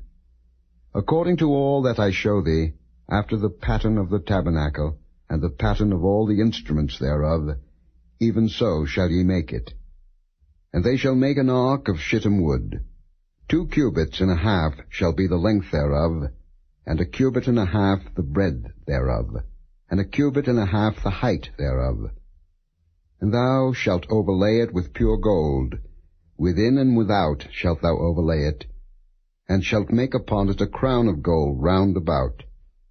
And thou shalt cast 4 rings of gold for it, and put them in the 4 corners thereof, and 2 rings shall be in the one side of it, and 2 rings in the other side of it. And thou shalt make staves of shittim wood, and overlay them with gold. And thou shalt put the staves into the rings by the sides of the ark, that the ark may be borne with them. The staves shall be in the rings of the ark, they shall not be taken from it. And thou shalt put into the ark the testimony which I shall give thee. And thou shalt make a mercy seat of pure gold. 2 cubits and a half shall be the length thereof, and 1 cubit and a half the breadth thereof. And thou shalt make 2 cherubims of gold. Of beaten work shalt thou make them in the 2 ends of the mercy seat. And make 1 cherub on the one end, and the other cherub on the other end. Even of the mercy seat shall ye make the cherubims on the 2 ends thereof. And the cherubims shall stretch forth their wings on high, covering the mercy seat with their wings, and their faces shall look one to another. Toward the mercy seat shall the faces of the cherubims be. And thou shalt put the mercy seat above upon the ark, and in the ark thou shalt put the testimony that I shall give thee. And there I will meet with thee, and I will commune with thee from above the mercy seat, from between the 2 cherubims which are upon the ark of the testimony, of all things which I will give thee in commandment unto the children of Israel. Thou shalt also make a table of shittim wood. 2 cubits shall be the length thereof, and 1 cubit the breadth thereof, and 1 cubit and a half the height thereof. And thou shalt overlay it with pure gold, and make thereto a crown of gold round about. And thou shalt make unto it a border of an handbreadth round about, and thou shalt make a golden crown to the border thereof round about. And thou shalt make for it 4 rings of gold, and put the rings in the 4 corners that are on the 4 feet thereof. Over against the border shall the rings be for places of the staves to bear the table. And thou shalt make the staves of shittim wood, and overlay them with gold, that the table may be borne with them. And thou shalt make the dishes thereof, and spoons thereof, and covers thereof, and bowls thereof, to cover withal. Of pure gold shalt thou make them. And thou shalt set upon the table showbread before me alway. And thou shalt make a candlestick of pure gold. Of beaten work shall the candlestick be made.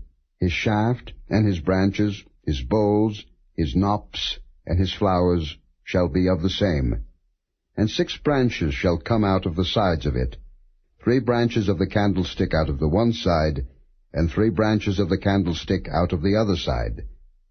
3 bowls made like unto almonds, with a knop and a flower in one branch, and 3 bowls made like almonds in the other branch, with a knop and a flower, so in the 6 branches that come out of the candlestick. And in the candlestick shall be 4 bowls, made like unto almonds, with their knops and their flowers. And there shall be a knop under 2 branches of the same, and a knop under 2 branches of the same, and a knop under 2 branches of the same, according to the 6 branches that proceed out of the candlestick. Their knops and their branches shall be of the same, all it shall be one beaten work of pure gold. And thou shalt make the 7 lamps thereof, and they shall light the lamps thereof, that they may give light over against it. And the tongues thereof, and the snuff dishes thereof, shall be of pure gold. Of a talent of pure gold shall he make it, with all these vessels. And look that thou make them after their pattern, which was showed thee in the mount.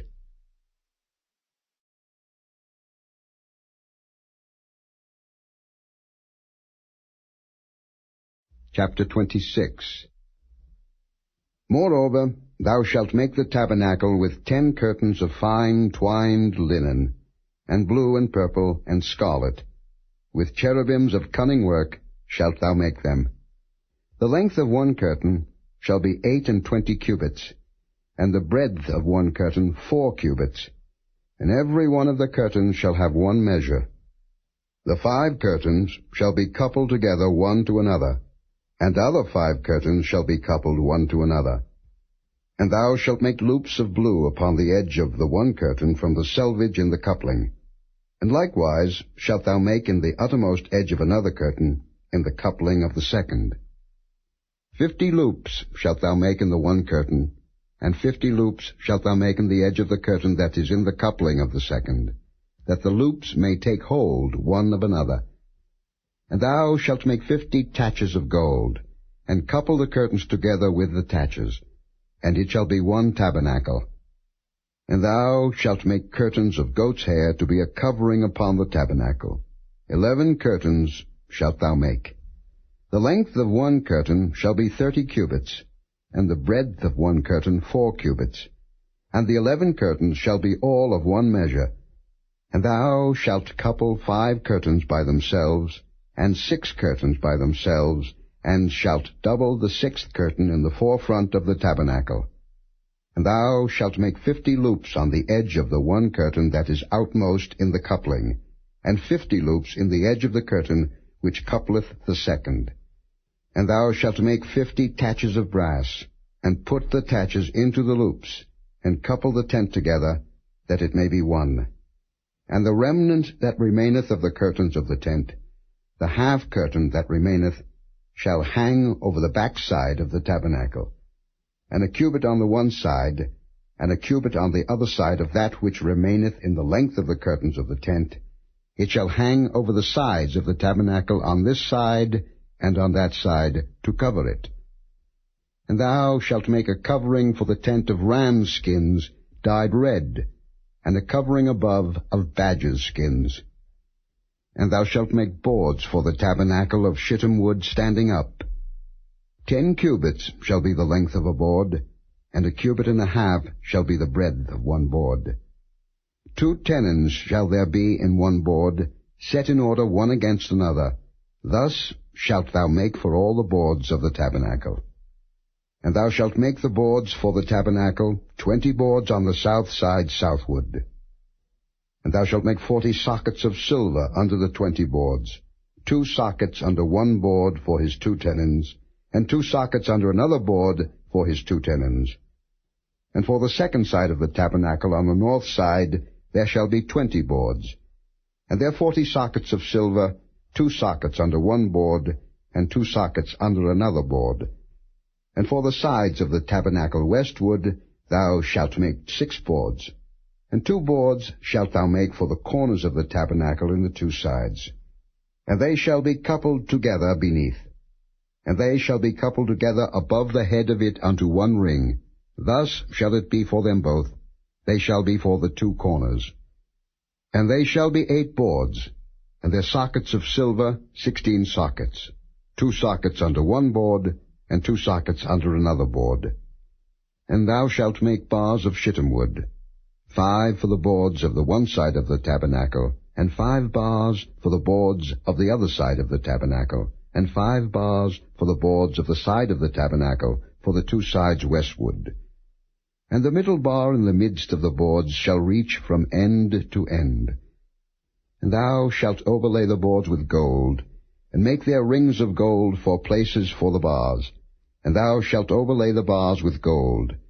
And thou shalt rear up the tabernacle according to the fashion thereof, which was showed thee in the mount. And thou shalt make a veil of blue, and purple, and scarlet, and fine twined linen of cunning work. With cherubims shall it be made. And thou shalt hang it upon 4 pillars of shittim wood overlaid with gold. Their hooks shall be of gold upon the 4 sockets of silver. And thou shalt hang up the veil under the taches, that thou mayest bring in thither within the veil the ark of the testimony. And the veil shall divide unto you between the holy place and the most holy. And thou shalt put the mercy seat upon the ark of the testimony in the most holy place. And thou shalt set the table without the veil, and the candlestick over against the table on the side of the tabernacle toward the south. And thou shalt put the table on the north side. And thou shalt make an hanging for the door of the tent, of blue, and purple, and scarlet, and fine twined linen, wrought with needlework. And thou shalt make for the hanging 5 pillars of shittim wood, and overlay them with gold, and their hooks shall be of gold, and thou shalt cast 5 sockets of brass for them.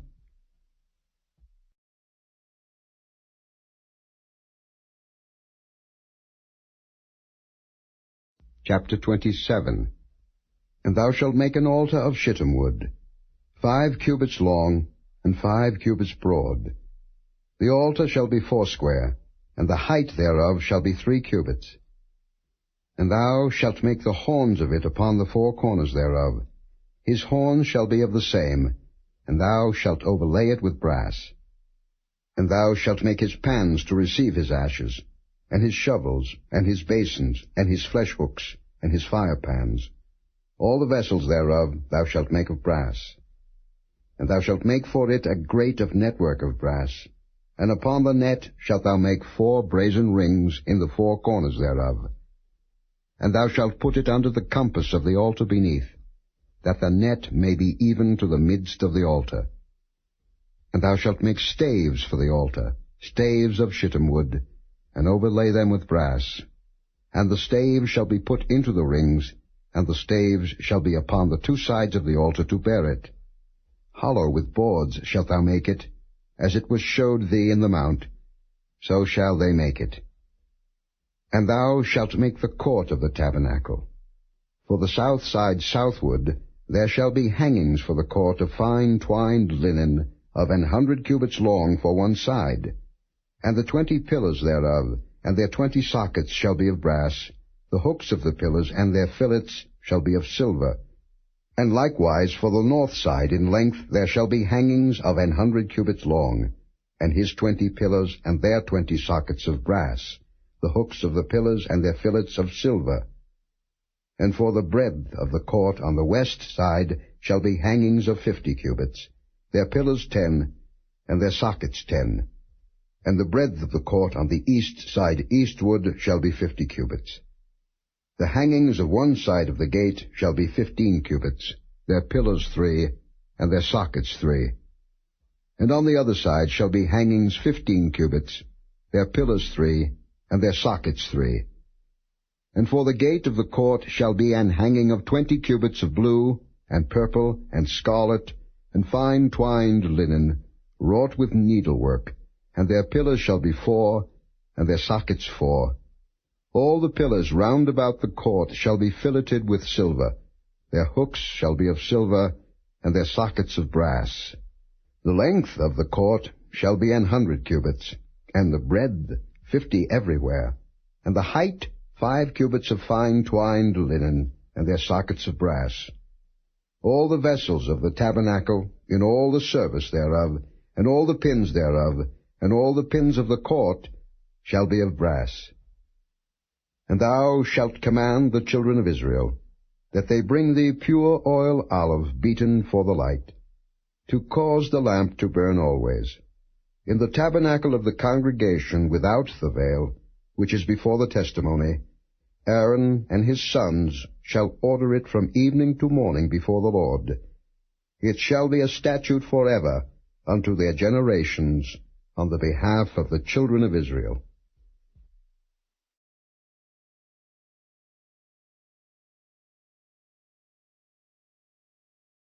Chapter 28.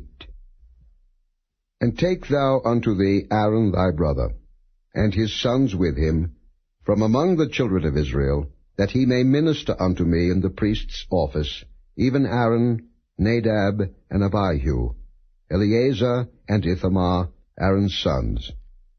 And thou shalt make holy garments for Aaron thy brother, for glory and for beauty. And thou shalt speak unto all that are wise-hearted, whom I have filled with the spirit of wisdom, that they may make Aaron's garments to consecrate him, that he may minister unto me in the priest's office. And these are the garments which they shall make: a breastplate, and an ephod, and a robe, and a broidered coat, a mitre, and a girdle. And they shall make holy garments for Aaron thy brother and his sons, that he may minister unto me in the priest's office.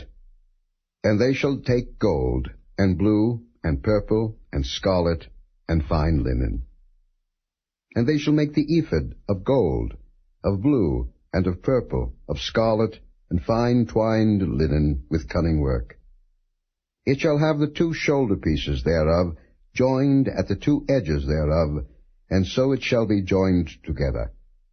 And the curious girdle of the ephod, which is upon it, shall be of the same, according to the work thereof, even of gold, of blue, and purple, and scarlet, and fine twined linen.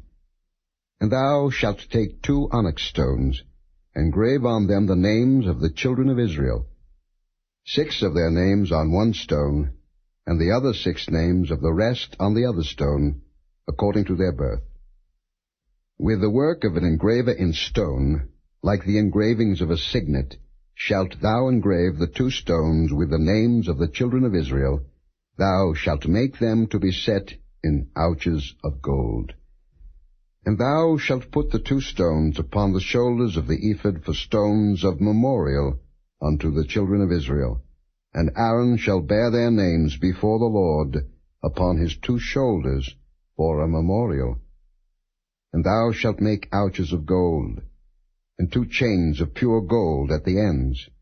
Of wreathen work shalt thou make them, and fasten the wreathen chains to the ouches. And thou shalt make the breastplate of judgment with cunning work. After the work of the ephod thou shalt make it, of gold, of blue, and of purple, and of scarlet, and of fine twined linen shalt thou make it. 4 square it shall be, being doubled. A span shall be the length thereof, and a span shall be the breadth thereof. And thou shalt set it in settings of stones, even 4 rows of stones. The first row shall be a sardius, a topaz, and a carbuncle. This shall be the first row. And the second row shall be an emerald, a sapphire, and a diamond. And the third row a ligure, an agate, and an amethyst. And the 4th row a beryl, and an onyx, and a jasper. They shall be set in gold in their enclosings. And the stones shall be with the names of the children of Israel, 12, according to their names, like the engravings of a signet. Every one with his name shall they be according to the 12 tribes.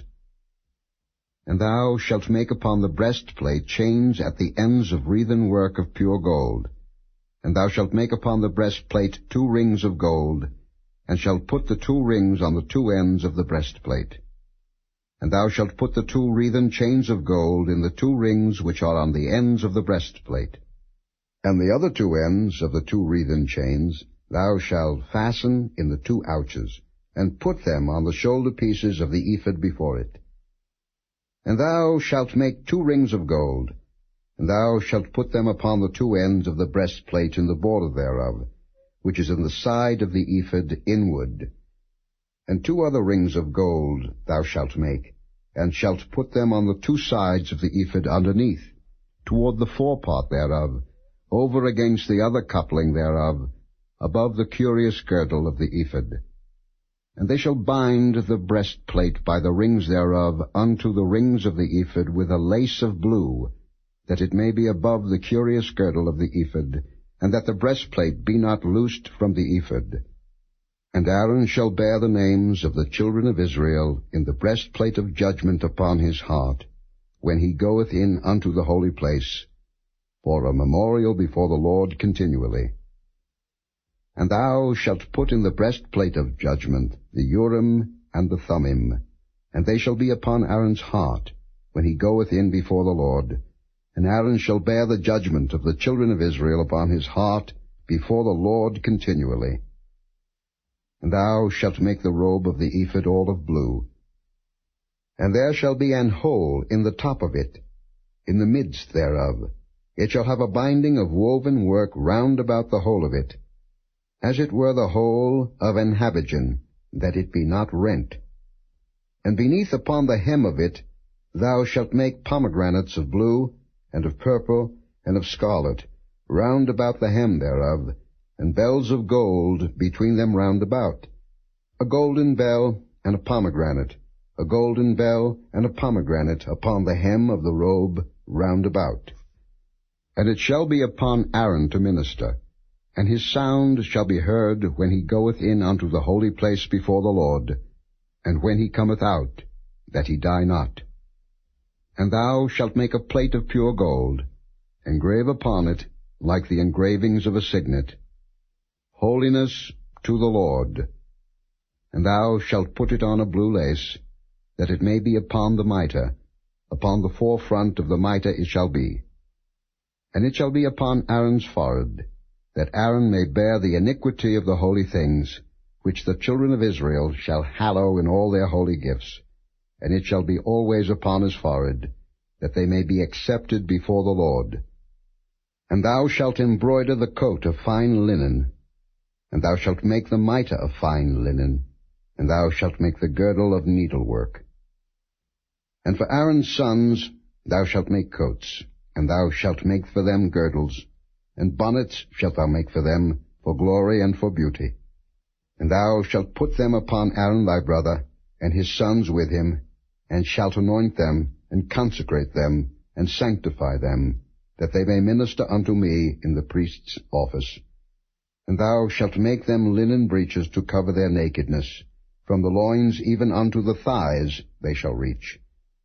And they shall be upon Aaron and upon his sons, when they come in unto the tabernacle of the congregation, or when they come near unto the altar to minister in the holy place, that they bear not iniquity and die. It shall be a statute forever unto him and his seed after him.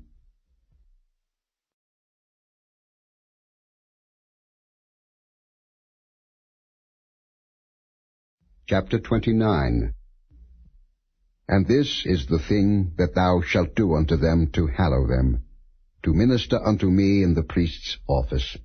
Take 1 young bullock, and 2 rams without blemish, and unleavened bread, and cakes unleavened, tempered with oil, and wafers unleavened, anointed with oil, of wheaten flour shalt thou make them.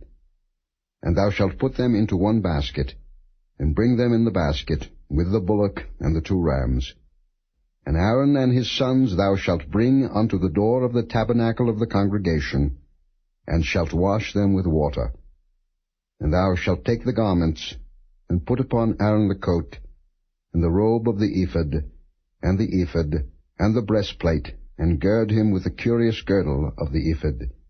And thou shalt put the mitre upon his head, and put the holy crown upon the mitre. Then shalt thou take the anointing oil, and pour it upon his head, and anoint him. And thou shalt bring his sons, and put coats upon them. And thou shalt gird them with girdles, Aaron and his sons, and put the bonnets on them, and the priest's office shall be theirs for a perpetual statute. And thou shalt consecrate Aaron and his sons. And thou shalt cause a bullock to be brought before the tabernacle of the congregation, and Aaron and his sons shall put their hands upon the head of the bullock. And thou shalt kill the bullock before the Lord, by the door of the tabernacle of the congregation. And thou shalt take of the blood of the bullock, and put it upon the horns of the altar with thy finger, and pour all the blood beside the bottom of the altar. And thou shalt take all the fat that covereth the inwards, and the caul that is above the liver, and the 2 kidneys, and the fat that is upon them, and burn them upon the altar. But the flesh of the bullock, and his skin, and his dung, shalt thou burn with fire without the camp. It is a sin offering. Thou shalt also take one ram, and Aaron and his sons shall put their hands upon the head of the ram. And thou shalt slay the ram, and thou shalt take his blood, and sprinkle it round about upon the altar. And thou shalt cut the ram in pieces, and wash the inwards of him, and his legs, and put them unto his pieces, and unto his head. And thou shalt burn the whole ram upon the altar. It is a burnt offering unto the Lord. It is a sweet savour, an offering made by fire unto the Lord. And thou shalt take the other ram, and Aaron and his sons shall put their hands upon the head of the ram. Then shalt thou kill the ram, and take of his blood, and put it upon the tip of the right ear of Aaron, and upon the tip of the right ear of his sons, and upon the thumb of their right hand, and upon the great toe of their right foot, and sprinkle the blood upon the altar round about. And thou shalt take of the blood that is upon the altar, and of the anointing oil, and sprinkle it upon Aaron, and upon his garments, and upon his sons, and upon the garments of his sons with him, and he shall be hallowed, and his garments, and his sons' garments with him. Also thou shalt take of the ram the fat and the rump, and the fat that covereth the inwards, and the caul above the liver, and the 2 kidneys, and the fat that is upon them, and the right shoulder, for it is a ram of consecration, and 1 loaf of bread, and 1 cake of oiled bread, and 1 wafer out of the basket of the unleavened bread that is before the Lord. And thou shalt put all in the hands of Aaron, and in the hands of his sons, and shalt wave them for a wave offering before the Lord. And thou shalt receive them of their hands, and burn them upon the altar for a burnt offering, for a sweet savour before the Lord. It is an offering made by fire unto the Lord. And thou shalt take the breast of the ram of Aaron's consecration, and wave it for a wave offering before the Lord, and it shall be thy part. And thou shalt sanctify the breast of the wave offering, and the shoulder of the heave offering, which is waved, and which is heaved up, of the ram of the consecration, even of that which is for Aaron, and of that which is for his sons.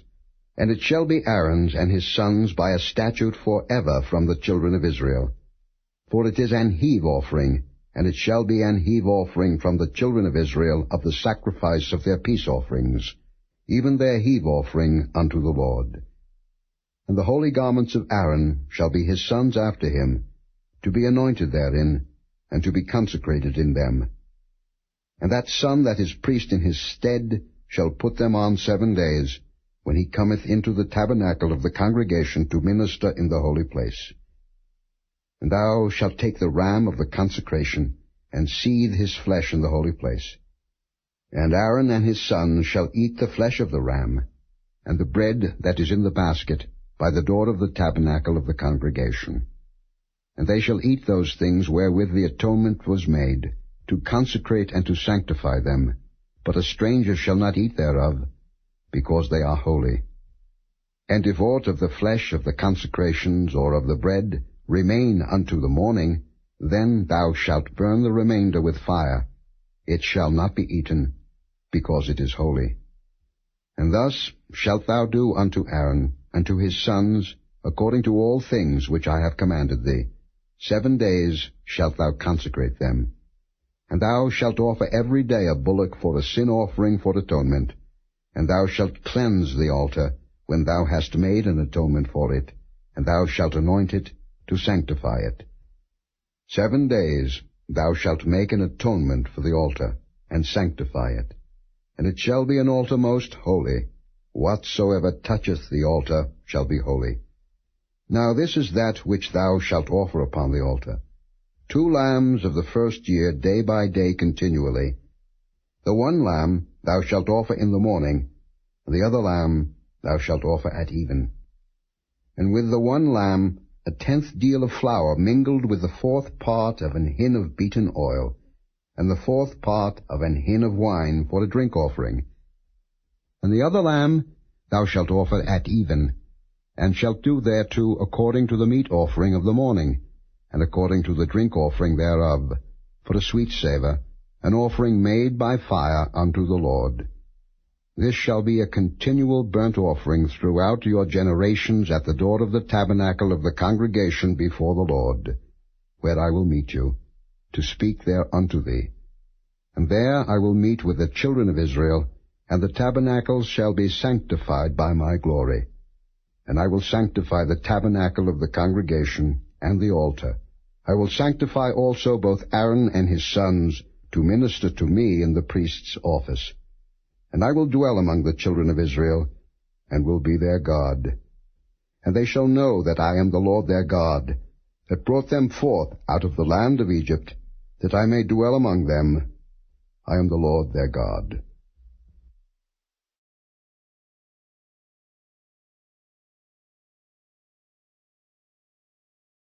Chapter 30. And thou shalt make an altar to burn incense upon. Of shittim wood shalt thou make it. A cubit shall be the length thereof, and a cubit the breadth thereof. 4 square shall it be, and 2 cubits shall be the height thereof. The horns thereof shall be of the same. And thou shalt overlay it with pure gold, the top thereof, and the sides thereof round about, and the horns thereof, and thou shalt make unto it a crown of gold round about. And 2 golden rings shalt thou make to it under the crown of it, by the 2 corners thereof. Upon the 2 sides of it shalt thou make it, and they shall be for places for the staves to bear it withal. And thou shalt make the staves of shittim wood, and overlay them with gold. And thou shalt put it before the veil that is by the ark of the testimony, before the mercy seat that is over the testimony, where I will meet with thee. And Aaron shall burn thereon sweet incense every morning. When he dresseth the lamps, he shall burn incense upon it. And when Aaron lighteth the lamps at even, he shall burn incense upon it, a perpetual incense before the Lord throughout your generations. Ye shall offer no strange incense thereon, nor burnt sacrifice, nor meat offering, neither shall ye pour drink offering thereon. And Aaron shall make an atonement upon the horns of it once in a year, with the blood of the sin offering of atonements. Once in the year shall he make atonement upon it throughout your generations. It is most holy unto the Lord. And the Lord spake unto Moses, saying, When thou takest the sum of the children of Israel after their number, then shall they give every man a ransom for his soul unto the Lord, when thou numberest them, that there be no plague among them when thou numberest them. This they shall give, every one that passeth among them that are numbered, 1/2 shekel after the shekel of the sanctuary. A shekel is 20 gerahs, and 1/2 shekel shall be the offering of the Lord. Every one that passeth among them that are numbered, from 20 years old and above, shall give an offering unto the Lord. The rich shall not give more, and the poor shall not give less than 1/2 shekel, when they give an offering unto the Lord, to make an atonement for your souls. And thou shalt take the atonement money of the children of Israel, and shalt appoint it for the service of the tabernacle of the congregation, that it may be a memorial unto the children of Israel before the Lord, to make an atonement for your souls. And the Lord spake unto Moses, saying, Thou shalt also make a laver of brass, and his foot also of brass, to wash withal. And thou shalt put it between the tabernacle of the congregation and the altar, and thou shalt put water therein. For Aaron and his sons shall wash their hands and their feet thereat. When they go into the tabernacle of the congregation, they shall wash with water, that they die not. Or when they come near to the altar to minister, to burn offering made by fire unto the Lord. So they shall wash their hands and their feet, that they die not. And it shall be a statute forever to them, even to him and to his seed throughout their generations. Moreover, the Lord spake unto Moses, saying, Take thou also unto thee principal spices, of pure myrrh 500 shekels, and of sweet cinnamon 1/2 so much, even 250 shekels, and of sweet calamus 250 shekels, and of cassia 500 shekels, after the shekel of the sanctuary, and of oil olive and hin. And thou shalt make it an oil of holy ointment, an ointment compound after the art of the apothecary. It shall be an holy anointing oil. And thou shalt anoint the tabernacle of the congregation therewith, and the ark of the testimony, and the table and all his vessels, and the candlestick and his vessels, and the altar of incense, and the altar of burnt offering with all his vessels, and the laver and his foot. And thou shalt sanctify them, that they may be most holy. Whatsoever toucheth them shall be holy. And thou shalt anoint Aaron and his sons, and consecrate them, that they may minister unto me in the priest's office. And thou shalt speak unto the children of Israel, saying, This shall be an holy anointing oil unto me throughout your generations. Upon man's flesh shall it not be poured, neither shall ye make any other like it, after the composition of it. It is holy, and it shall be holy unto you. Whosoever compoundeth any like it, or whosoever putteth any of it upon a stranger, shall even be cut off from his people.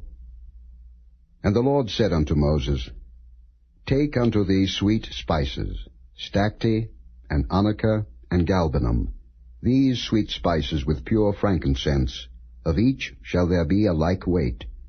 And thou shalt make it a perfume, a confection after the art of the apothecary, tempered together, pure and holy.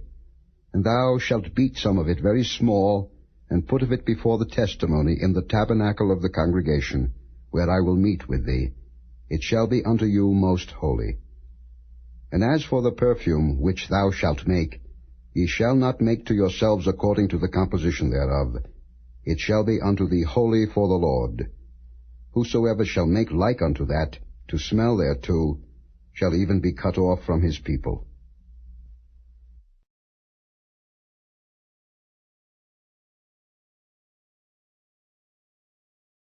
Chapter 31. And the Lord spake unto Moses, saying, See, I have called by name Bezaleel, the son of Uri, the son of Hur, of the tribe of Judah. And I have filled him with the Spirit of God, in wisdom, and in understanding, and in knowledge, and in all manner of workmanship, to devise cunning works, to work in gold, and in silver, and in brass, and in cutting of stones, to set them, and in carving of timber, to work in all manner of workmanship. And I, behold, I have given with him Aholiab, the son of Ahisamach, of the tribe of Dan, and in the hearts of all that are wise-hearted I have put wisdom, that they may make all that I have commanded thee. The tabernacle of the congregation, and the ark of the testimony, and the mercy seat that is thereupon, and all the furniture of the tabernacle, and the table and his furniture, and the pure candlestick with all his furniture, and the altar of incense, and the altar of burnt offering with all his furniture, and the laver and his foot, and the cloths of service, and the holy garments for Aaron the priest, and the garments of his sons, to minister in the priest's office, and the anointing oil, and sweet incense for the holy place, according to all that I have commanded thee shall they do. And the Lord spake unto Moses, saying, Speak thou also unto the children of Israel, saying, Verily my Sabbaths ye shall keep, for it is a sign between me and you throughout your generations, that ye may know that I am the Lord that doth sanctify you. Ye shall keep the Sabbath therefore, for it is holy unto you. Every one that defileth it shall surely be put to death. For whosoever doeth any work therein, that soul shall be cut off from among his people. 6 days may work be done, but in the 7th is the Sabbath of rest, holy to the Lord. Whosoever doeth any work in the Sabbath day, he shall surely be put to death. Wherefore the children of Israel shall keep the Sabbath, to observe the Sabbath throughout their generations, for a perpetual covenant. It is a sign between me and the children of Israel forever. For in 6 days the Lord made heaven and earth, and on the 7th day he rested, and was refreshed. And he gave unto Moses, when he had made an end of communing with him upon Mount Sinai, 2 tables of testimony, tables of stone, written with the finger of God.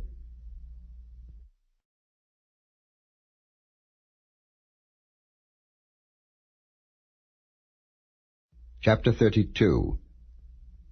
And when the people saw that Moses delayed to come down out of the mount, the people gathered themselves together unto Aaron, and said unto him, Up, make us gods, which shall go before us.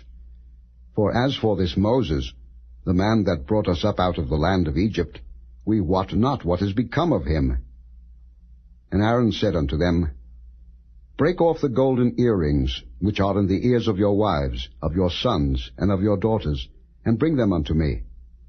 And all the people brake off the golden earrings which were in their ears, and brought them unto Aaron. And he received them at their hand, and fashioned it with a graving tool, after he had made it a molten calf. And they said, These be thy gods, O Israel, which brought thee up out of the land of Egypt. And when Aaron saw it, he built an altar before it. And Aaron made proclamation and said, Tomorrow is a feast to the Lord. And they rose up early on the morrow, and offered burnt offerings, and brought peace offerings. And the people sat down to eat and to drink, and rose up to play. And the Lord said unto Moses, Go, get thee down, for thy people, which thou broughtest out of the land of Egypt, have corrupted themselves. They have turned aside quickly out of the way which I commanded them. They have made them a molten calf, and have worshipped it, and have sacrificed thereunto, and said, These be thy gods, O Israel, which have brought thee up out of the land of Egypt. And the Lord said unto Moses, I have seen this people, and behold, it is a stiff-necked people. Now therefore let me alone, that my wrath may wax hot against them, and that I may consume them, and I will make of thee a great nation. And Moses besought the Lord his God, and said, Lord, why doth thy wrath wax hot against thy people, which thou hast brought forth out of the land of Egypt with great power and with a mighty hand? Wherefore should the Egyptians speak and say, For mischief did he bring them out, to slay them in the mountains, and to consume them from the face of the earth? Turn from thy fierce wrath, and repent of this evil against thy people.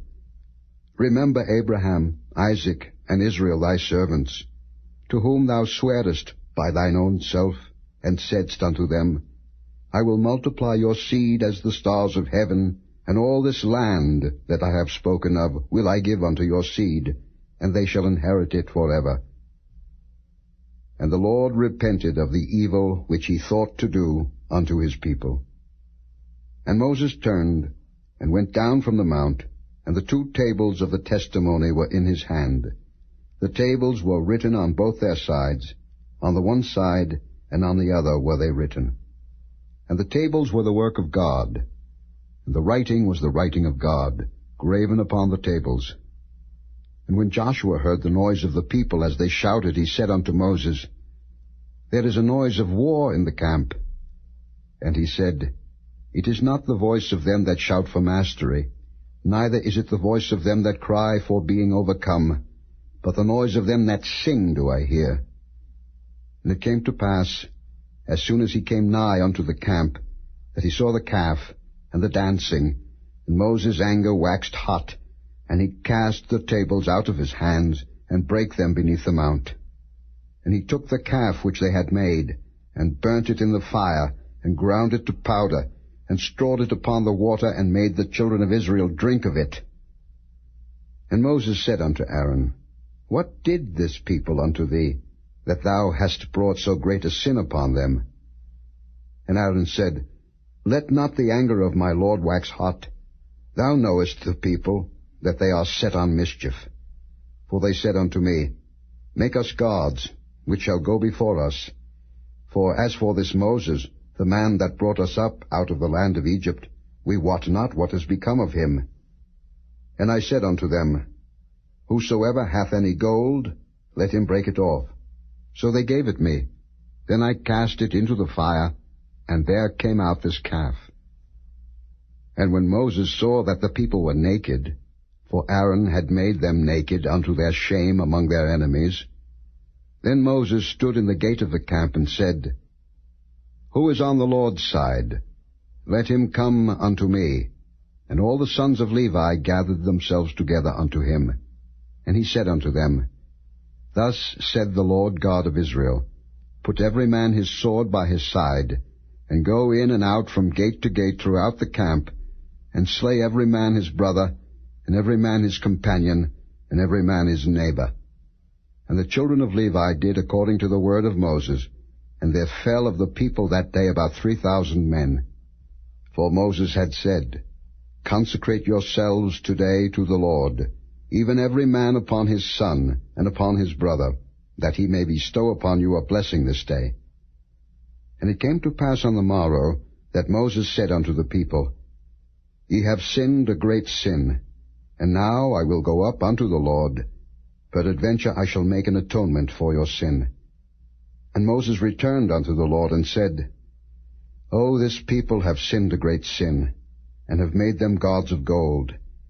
Yet now, if thou wilt forgive their sin, and if not, blot me, I pray thee, out of thy book which thou hast written. And the Lord said unto Moses, Whosoever hath sinned against me, him will I blot out of my book. Therefore now go, lead the people unto the place of which I have spoken unto thee. Behold, mine angel shall go before thee. Nevertheless in the day when I visit, I will visit their sin upon them. And the Lord plagued the people, because they made the calf which Aaron made.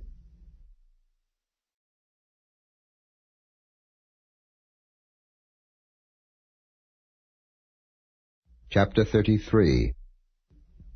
And the Lord said unto Moses, Depart, and go up hence, thou and the people which thou hast brought up out of the land of Egypt, unto the land which I swear unto Abraham, to Isaac, and to Jacob, saying, Unto thy seed will I give it. And I will send an angel before thee, and I will drive out the Canaanite, the Amorite, and the Hittite, and the Perizzite, the Hivite, and the Jebusite, unto a land flowing with milk and honey. For I will not go up in the midst of thee, for thou art a stiff-necked people, lest I consume thee in the way. And when the people heard these evil tidings, they mourned, and no man did put on him his ornaments. For the Lord had said unto Moses, Say unto the children of Israel, Ye are a stiff-necked people. I will come up into the midst of thee in a moment, and consume thee. Therefore now put off thy ornaments from thee, that I may know what to do unto thee. And the children of Israel stripped themselves of their ornaments by the Mount Horeb. And Moses took the tabernacle, and pitched it without the camp, afar off from the camp, and called it the tabernacle of the congregation. And it came to pass that every one which sought the Lord went out unto the tabernacle of the congregation, which was without the camp. And it came to pass, when Moses went out unto the tabernacle, that all the people rose up, and stood every man at his tent door, and looked after Moses, until he was gone into the tabernacle. And it came to pass, as Moses entered into the tabernacle, the cloudy pillar descended, and stood at the door of the tabernacle, and the Lord talked with Moses. And all the people saw the cloudy pillar stand at the tabernacle door, and all the people rose up and worshipped, every man in his tent door. And the Lord spake unto Moses face to face, as a man speaketh unto his friend. And he turned again into the camp. But his servant Joshua the son of Nun, a young man, departed not out of the tabernacle. And Moses said unto the Lord, See, thou sayest unto me, Bring up these people, and thou hast not let me know whom thou wilt send with me. Yet thou hast said, I know thee by name, and thou hast also found grace in my sight. Now therefore I pray thee, if I have found grace in thy sight, show me now thy way, that I may know thee, that I may find grace in thy sight, and consider that this nation is thy people. And he said, My presence shall go with thee, and I will give thee rest. And he said unto him, If thy presence go not with me, carry us not up hence. For wherein shall it be known here that I and thy people have found grace in thy sight? Is it not in that thou goest with us? So shall we be separated, I and thy people, from all the people that are upon the face of the earth. And the Lord said unto Moses, I will do this thing also that thou hast spoken, for thou hast found grace in my sight, and I know thee by name. And he said, I beseech thee, show me thy glory. And he said, I will make all my goodness pass before thee, and I will proclaim the name of the Lord before thee, and will be gracious to whom I will be gracious, and will show mercy on whom I will show mercy. And he said, Thou canst not see my face, for there shall no man see me and live. And the Lord said, Behold, there is a place by me, and thou shalt stand upon a rock. And it shall come to pass, while my glory passeth by, that I will put thee in a cleft of the rock, and will cover thee with my hand while I pass by. And I will take away mine hand, and thou shalt see my back parts, but my face shall not be seen.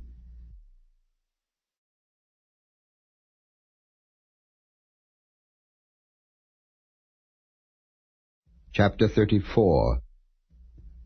And the Lord said unto Moses, Hew thee 2 tables of stone like unto the first, and I will write upon these tables the words that were in the first tables, which thou breakest. And be ready in the morning, and come up in the morning unto Mount Sinai, and present thyself there to me in the top of the mount. And no man shall come up with thee, neither let any man be seen throughout all the mount, neither let the flocks nor herds feed before that mount. And he hewed 2 tables of stone like unto the first. And Moses rose up early in the morning, and went up unto Mount Sinai, as the Lord had commanded him, and took in his hand the 2 tables of stone. And the Lord descended in the cloud, and stood with him there, and proclaimed the name of the Lord.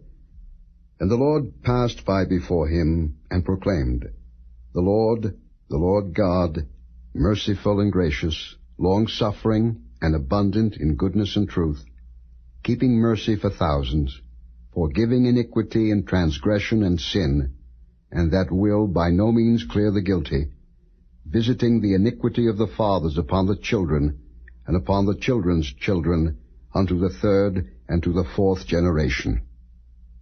And Moses made haste, and bowed his head toward the earth, and worshipped. And he said, If now I have found grace in thy sight, O Lord, let my Lord, I pray thee, go among us, for it is a stiff-necked people, and pardon our iniquity and our sin, and take us for thine inheritance. And he said, Behold, I make a covenant. Before all thy people I will do marvels, such as have not been done in all the earth, nor in any nation, and all the people among which thou art shall see the work of the Lord, for it is a terrible thing that I will do with thee. Observe thou that which I command thee this day. Behold, I drive out before thee the Amorite, and the Canaanite, and the Hittite, and the Perizzite, and the Hivite, and the Jebusite.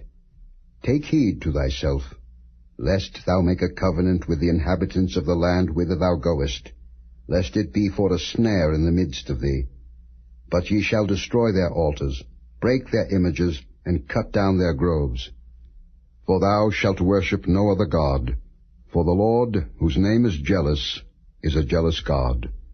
Lest thou make a covenant with the inhabitants of the land, and they go a-whoring after their gods, and do sacrifice unto their gods, and one call thee, and thou eat of his sacrifice, and thou take of their daughters unto thy sons, and their daughters go a-whoring after their gods, and make thy sons go a-whoring after their gods.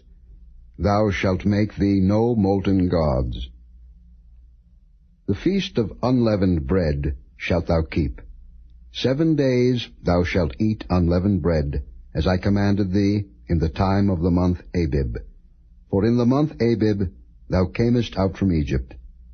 All that openeth the matrix is mine, and every firstling among thy cattle, whether ox or sheep, that is male. But the firstling of an ass thou shalt redeem with a lamb, and if thou redeem him not, then shalt thou break his neck, All the firstborn of thy sons thou shalt redeem, and none shall appear before me empty. 6 days thou shalt work, but on the 7th day thou shalt rest.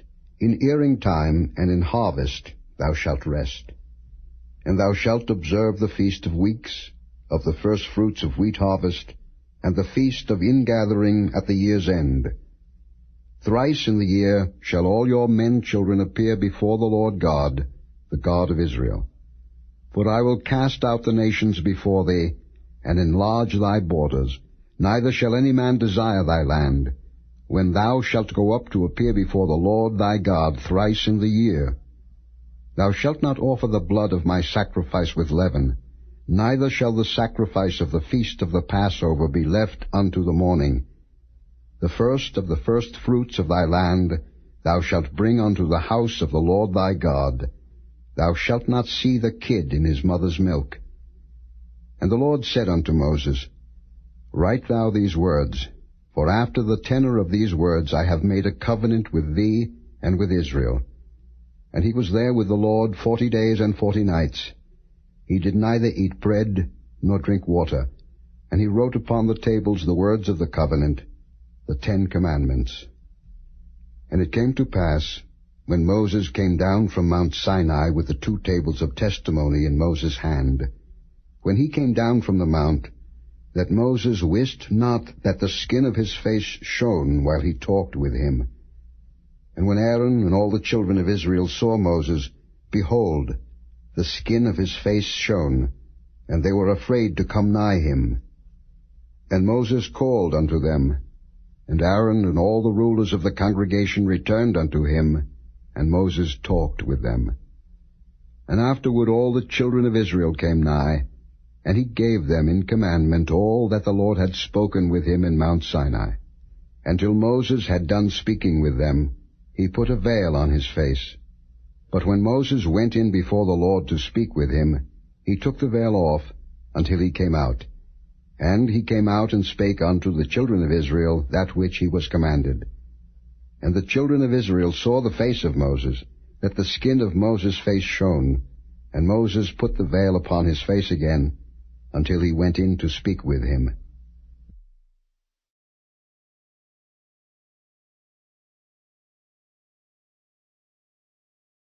Chapter 35.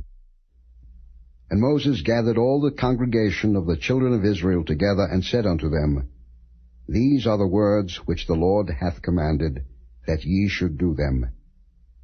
6 days shall work be done, but on the 7th day there shall be to you an holy day, a Sabbath of rest to the Lord. Whosoever doeth work therein shall be put to death. Ye shall kindle no fire throughout your habitations upon the Sabbath day. And Moses spake unto all the congregation of the children of Israel, saying, This is the thing which the Lord commanded, saying, Take ye from among you an offering unto the Lord. Whosoever is of a willing heart, let him bring it. An offering of the Lord, gold and silver and brass, and blue and purple and scarlet and fine linen, and goat's hair, and ram's skins dyed red, and badger's skins, and shittim wood, and oil for the light, and spices for anointing oil, and for the sweet incense, and onyx stones, and stones to be set for the ephod, and for the breastplate. And every wise-hearted among you shall come, and make all that the Lord hath commanded. The tabernacle, his tent, and his covering, his taches, and his boards, his bars, his pillars, and his sockets. The ark, and the staves thereof, with the mercy seat, and the veil of the covering. The table, and his staves, and all his vessels, and the showbread. The candlestick also for the light, and his furniture, and his lamps, with the oil for the light. And the incense altar, and his staves, and the anointing oil, and the sweet incense, and the hanging for the door at the entering in of the tabernacle. The altar of burnt offering, with his brazen grate, his staves, and all his vessels, the laver and his foot. The hangings of the court, his pillars and their sockets, and the hanging for the door of the court. the pins of the tabernacle, and the pins of the court and their cords, the cloths of service, to do service in the holy place, the holy garments for Aaron the priest, and the garments of his sons, to minister in the priest's office. And all the congregation of the children of Israel departed from the presence of Moses. And they came, every one whose heart stirred him up, and every one whom his spirit made willing, and they brought the Lord's offering to the work of the tabernacle of the congregation, and for all his service, and for the holy garments. And they came, both men and women, as many as were willing-hearted, and brought bracelets and earrings and rings and tablets, all jewels of gold. And every man that offered an offering of gold unto the Lord. And every man with whom was found blue and purple and scarlet, and fine linen, and goat's hair, and red skins of rams, and badgers' skins, brought them. Every one that did offer an offering of silver and brass brought the Lord's offering, and every man with whom was found shittim wood for any work of the service brought it.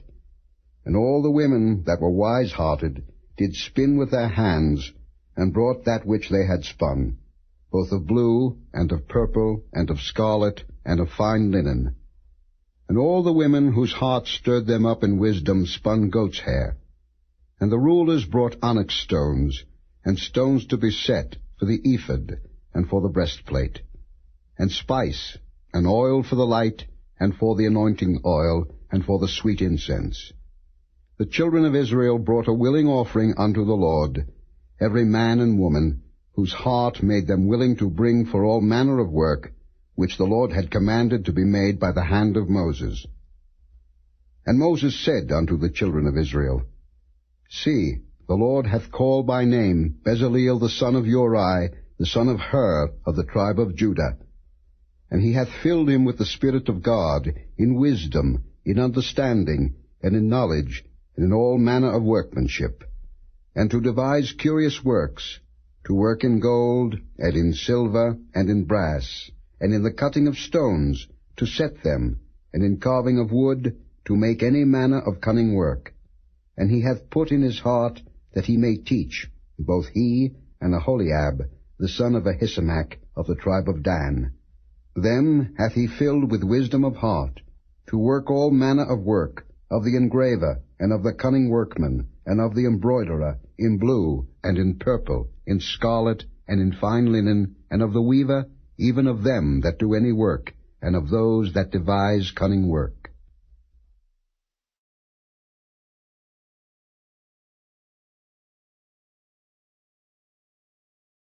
Chapter 36.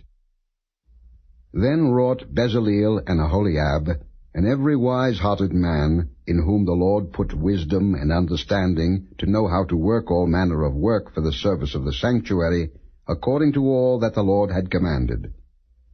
And Moses called Bezaleel and Aholiab, and every wise-hearted man, in whose heart the Lord had put wisdom, even every one whose heart stirred him up to come unto the work to do it. And they received of Moses all the offering, which the children of Israel had brought for the work of the service of the sanctuary, to make it withal. And they brought yet unto him free offerings every morning. And all the wise men that wrought all the work of the sanctuary came every man from his work which they made. And they spake unto Moses, saying, The people bring much more than enough for the service of the work, which the Lord commanded to make. And Moses gave commandment, and they caused it to be proclaimed throughout the camp, saying, Let neither man nor woman make any more work for the offering of the sanctuary. So the people were restrained from bringing. For the stuff they had was sufficient for all the work to make it, and too much. And every wise-hearted man among them that wrought the work of the tabernacle made 10 curtains of fine twined linen, and blue, and purple, and scarlet. With cherubims of cunning work made he them. The length of one curtain was 28 cubits, and the breadth of one curtain 4 cubits. The curtains were all of one size. And he coupled the 5 curtains one unto another, and the other 5 curtains he coupled one unto another. And he made loops of blue on the edge of one curtain from the selvage in the coupling. Likewise he made in the uttermost side of another curtain in the coupling of the second. 50 loops made he in one curtain, and 50 loops made he in the edge of the curtain which was in the coupling of the second. The loops held one curtain to another.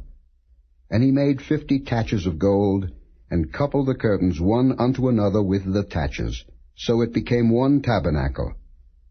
And he made curtains of goat's hair for the tent over the tabernacle. 11 curtains he made them. The length of one curtain was 30 cubits, and 4 cubits was the breadth of one curtain. The 11 curtains were of one size, and he coupled 5 curtains by themselves, and 6 curtains by themselves. And he made 50 loops upon the uttermost edge of the curtain in the coupling, and 50 loops made he upon the edge of the curtain which coupleth the second. And he made 50 taches of brass to couple the tent together, that it might be one. And he made a covering for the tent of rams' skins dyed red, and a covering of badgers' skins above that. And he made boards for the tabernacle of shittim wood, standing up. The length of a board was 10 cubits, and the breadth of a board 1 cubit and a half. One board had 2 tenons, equally distant one from another. Thus did he make for all the boards of the tabernacle. And he made boards for the tabernacle, 20 boards for the south side southward. And 40 sockets of silver he made under the 20 boards, 2 sockets under one board for his 2 tenons, and 2 sockets under another board for his 2 tenons. And for the other side of the tabernacle, which is toward the north corner, he made 20 boards. And there 40 sockets of silver, 2 sockets under one board, and 2 sockets under another board. And for the sides of the tabernacle westward he made 6 boards. And 2 boards made he for the corners of the tabernacle in the 2 sides. And they were coupled beneath, and coupled together at the head thereof, to one ring. Thus he did to both of them in both the corners. And there were 8 boards, and their sockets were 16 sockets of silver, under every board 2 sockets. And he made bars of shittim wood, 5 for the boards of the one side of the tabernacle, and 5 bars for the boards of the other side of the tabernacle, and 5 bars for the boards of the tabernacle for the sides westward. And he made the middle bar to shoot through the boards from the one end to the other. And he overlaid the boards with gold, and made their rings of gold to be places for the bars, and overlaid the bars with gold. And he made a veil of blue, and purple, and scarlet, and fine twined linen, with cherubims made he it of cunning work. And he made thereunto 4 pillars of shittim wood, and overlaid them with gold. Their hooks were of gold, and he cast for them 4 sockets of silver. And he made an hanging for the tabernacle door of blue, and purple, and scarlet, and fine twined linen of needlework. And the 5 pillars of it with their hooks, and he overlaid their chapiters and their fillets with gold, but their 5 sockets were of brass.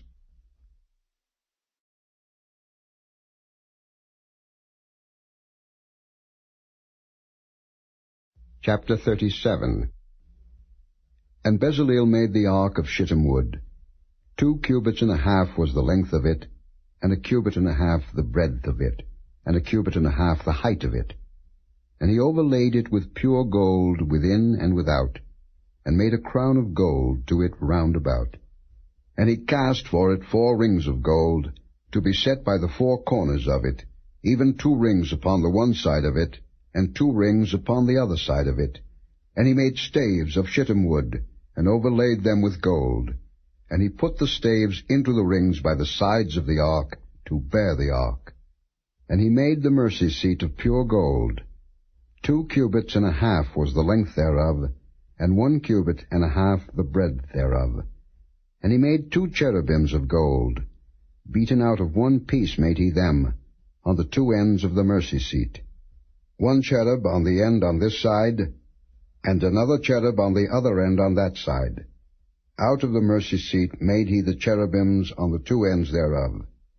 And the cherubims spread out their wings on high, and covered with their wings over the mercy seat, with their faces one to another, even to the mercy seatward were the faces of the cherubims. And he made the table of shittim wood. 2 cubits was the length thereof, and a cubit the breadth thereof, and a cubit and a half the height thereof. And he overlaid it with pure gold, and made thereunto a crown of gold round about. Also he made thereunto a border of an handbreadth round about, and made a crown of gold for the border thereof round about. And he cast for it 4 rings of gold, and put the rings upon the 4 corners that were in the 4 feet thereof. Over against the border were the rings, the places for the staves to bear the table. And he made the staves of shittim wood, and overlaid them with gold, to bear the table. And he made the vessels which were upon the table, his dishes, and his spoons, and his bowls, and his covers to cover withal, of pure gold. And he made the candlestick of pure gold. Of beaten work made he the candlestick, his shaft, and his branch, his bowls, his knops, and his flowers were of the same. And 6 branches going out of the sides thereof, 3 branches of the candlestick out of the one side thereof, and 3 branches of the candlestick out of the other side thereof. 3 bowls made after the fashion of almonds in one branch, a knop and a flower, and 3 bowls made like almonds in another branch, a knop and a flower, so throughout the 6 branches going out of the candlestick. And in the candlestick were 4 bowls made like almonds, his knops and his flowers, and a knop under 2 branches of the same, and a knop under 2 branches of the same, and a knop under 2 branches of the same, according to the 6 branches going out of it. Their knops and their branches were of the same. All of it was one beaten work of pure gold. And he made his 7 lamps, and his snuffers, and his snuff dishes of pure gold. Of a talent of pure gold made he it, and all the vessels thereof. And he made the incense altar of shittim wood. The length of it was a cubit, and the breadth of it a cubit. It was 4 square, and 2 cubits was the height of it. The horns thereof were of the same. And he overlaid it with pure gold, both the top of it, and the sides thereof round about, and the horns of it. Also he made unto it a crown of gold round about. And he made 2 rings of gold for it under the crown thereof, by the 2 corners of it, upon the 2 sides thereof, to be places for the staves to bear it withal. And he made the staves of shittim wood, and overlaid them with gold. And he made the holy anointing oil, and the pure incense of sweet spices, according to the work of the apothecary.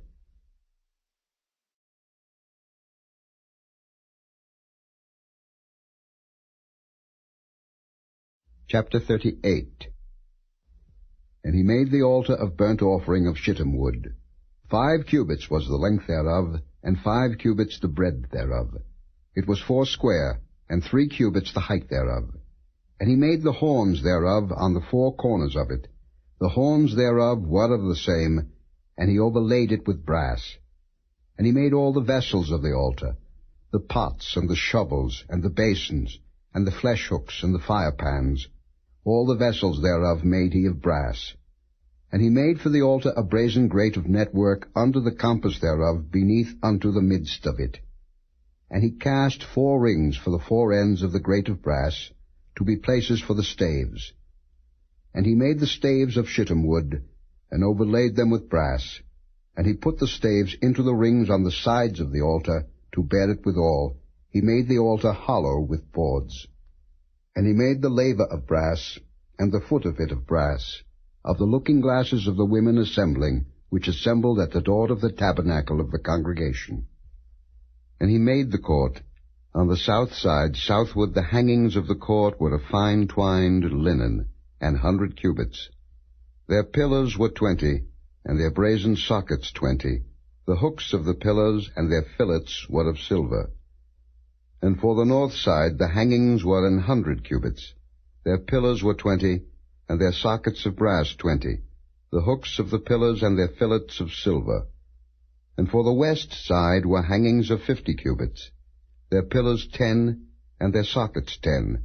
The hooks of the pillars and their fillets of silver. And for the east side eastward 50 cubits. The hangings of the one side of the gate were 15 cubits. Their pillars 3, and their sockets 3. And for the other side of the court gate, on this hand and that hand, were hangings of 15 cubits. their pillars 3, and their sockets 3. All the hangings of the court round about were of fine twined linen, and the sockets for the pillars were of brass, the hooks of the pillars and their fillets of silver, and the overlaying of their chapiters of silver, and all the pillars of the court were filleted with silver. And the hanging for the gate of the court was needlework, of blue and purple and scarlet and fine twined linen, and 20 cubits was the length, and the height in the breadth was 5 cubits, answerable to the hangings of the court. And their pillars were 4, and their sockets of brass 4, their hooks of silver, and the overlaying of their chapiters and their fillets of silver. And all the pins of the tabernacle, and of the court round about, were of brass. This is the sum of the tabernacle, even of the tabernacle of testimony, as it was counted, according to the commandment of Moses, for the service of the Levites, by the hand of Ithamar, son to Aaron the priest. And Bezaleel the son of Uri, the son of Hur, of the tribe of Judah, made all that the Lord commanded Moses. And with him was Aholiab, son of Ahisamach, of the tribe of Dan, an engraver, and a cunning workman, and an embroiderer in blue, and in purple, and in scarlet, and fine linen. All the gold that was occupied for the work and all the work of the holy place, even the gold of the offering, was 29 talents, and 730 shekels, after the shekel of the sanctuary. And the silver of them that were numbered of the congregation was 100 talents, and 1,760 shekels, after the shekel of the sanctuary. A bekah for every man, that is, half a shekel, after the shekel of the sanctuary, for every one that went to be numbered, from 20 years old and upward, for 600,000 and 3,550 men. And of the 100 talents of silver were cast the sockets of the sanctuary, and the sockets of the veil, and 100 sockets of the 100 talents, a talent for a socket. And of the 1,770 and 5 shekels, he made hooks for the pillars, and overlaid their chapiters, and filleted them. And the brass of the offering was 70 talents, and 2,400 shekels. And therewith he made the sockets to the door of the tabernacle of the congregation, and the brazen altar, and the brazen grate for it, and all the vessels of the altar, and the sockets of the court round about, and the sockets of the court gate, and all the pins of the tabernacle, and all the pins of the court round about.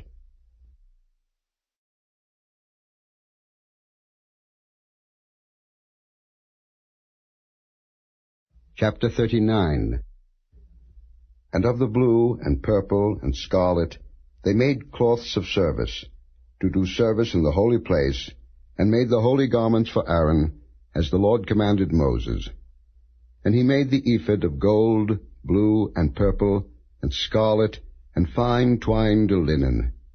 And they did beat the gold into thin plates, and cut it into wires, to work it in the blue, and in the purple, and in the scarlet, and in the fine linen, with cunning work. They made shoulder pieces for it, to couple it together, by the 2 edges was it coupled together. And the curious girdle of his ephod that was upon it was of the same, according to the work thereof, of gold, blue and purple, and scarlet and fine twined linen, as the Lord commanded Moses. And they wrought onyx stones enclosed in ouches of gold, graven, as signets are graven, with the names of the children of Israel. And he put them on the shoulders of the ephod, that they should be stones for a memorial to the children of Israel, as the Lord commanded Moses. And he made the breastplate of cunning work, like the work of the ephod, of gold, blue and purple, and scarlet, and fine twined linen. It was 4 square. They made the breastplate double. A span was the length thereof, and a span the breadth thereof, being doubled. And they set in it 4 rows of stones. The first row was a sardius, a topaz, and a carbuncle. This was the first row. And the second row, an emerald, a sapphire, and a diamond. And the third row, a ligure, an agate, and an amethyst. And the 4th row, a beryl, an onyx, and a jasper. They were enclosed in ouches of gold in their enclosings. And the stones were according to the names of the children of Israel, 12, according to their names, like the engravings of a signet, every one with his name, according to the 12 tribes. And they made upon the breastplate chains at the ends, of wreathen work of pure gold. And they made 2 ouches of gold, and 2 gold rings, and put the 2 rings in the 2 ends of the breastplate. And they put the 2 wreathen chains of gold in the 2 rings on the ends of the breastplate. And the 2 ends of the 2 wreathen chains they fastened in the 2 ouches, and put them on the shoulder pieces of the ephod, before it. And they made 2 rings of gold, and put them on the 2 ends of the breastplate, upon the border of it, which was on the side of the ephod inward. And they made 2 other golden rings, and put them on the 2 sides of the ephod underneath, toward the forepart of it, over against the other coupling thereof, above the curious girdle of the ephod. And they did bind the breastplate by his rings unto the rings of the ephod with a lace of blue, that it might be above the curious girdle of the ephod, and that the breastplate might not be loosed from the ephod, as the Lord commanded Moses. And he made the robe of the ephod of woven work, all of blue. And there was an hole in the midst of the robe, as the hole of an habergeon, with a band round about the hole, that it should not rend. And they made upon the hems of the robe pomegranates of blue and purple and scarlet and twined linen. And they made bells of pure gold, and put the bells between the pomegranates upon the hem of the robe, round about between the pomegranates. A bell and a pomegranate, a bell and a pomegranate, round about the hem of the robe to minister in, as the Lord commanded Moses. And they made coats of fine linen of woven work for Aaron, and for his sons, and a mitre of fine linen, and goodly bonnets of fine linen, and linen breeches of fine twined linen, and a girdle of fine twined linen, and blue, and purple, and scarlet of needlework, as the Lord commanded Moses. And they made the plate of the holy crown of pure gold, and wrote upon it a writing, like to the engravings of a signet, Holiness to the Lord. And they tied unto it a lace of blue, to fasten it on high upon the mitre, as the Lord commanded Moses. Thus was all the work of the tabernacle of the tent of the congregation finished, and the children of Israel did according to all that the Lord commanded Moses, so did they. And they brought the tabernacle unto Moses, the tent, and all his furniture, his taches, his boards, his bars, and his pillars, and his sockets, and the covering of ram skins dyed red, and the covering of badger skins, and the veil of the covering, the ark of the testimony, and the staves thereof, and the mercy seat, the table, and all the vessels thereof, and the showbread, the pure candlestick, with the lamps thereof, even with the lamps to be set in order, and all the vessels thereof, and the oil for light, and the golden altar, and the anointing oil, and the sweet incense, and the hanging for the tabernacle door, the brazen altar, and his grate of brass, his staves, and all his vessels, the laver, and his foot, the hangings of the court, his pillars, and his sockets, and the hanging for the court gate, his cords, and his pins, and all the vessels of the service of the tabernacle, for the tent of the congregation, the cloths of service to do service in the holy place, and the holy garments for Aaron the priest, and his sons' garments to minister in the priest's office, according to all that the Lord commanded Moses. So the children of Israel made all the work. And Moses did look upon all the work, and behold, they had done it as the Lord had commanded, even so had they done it, and Moses blessed them.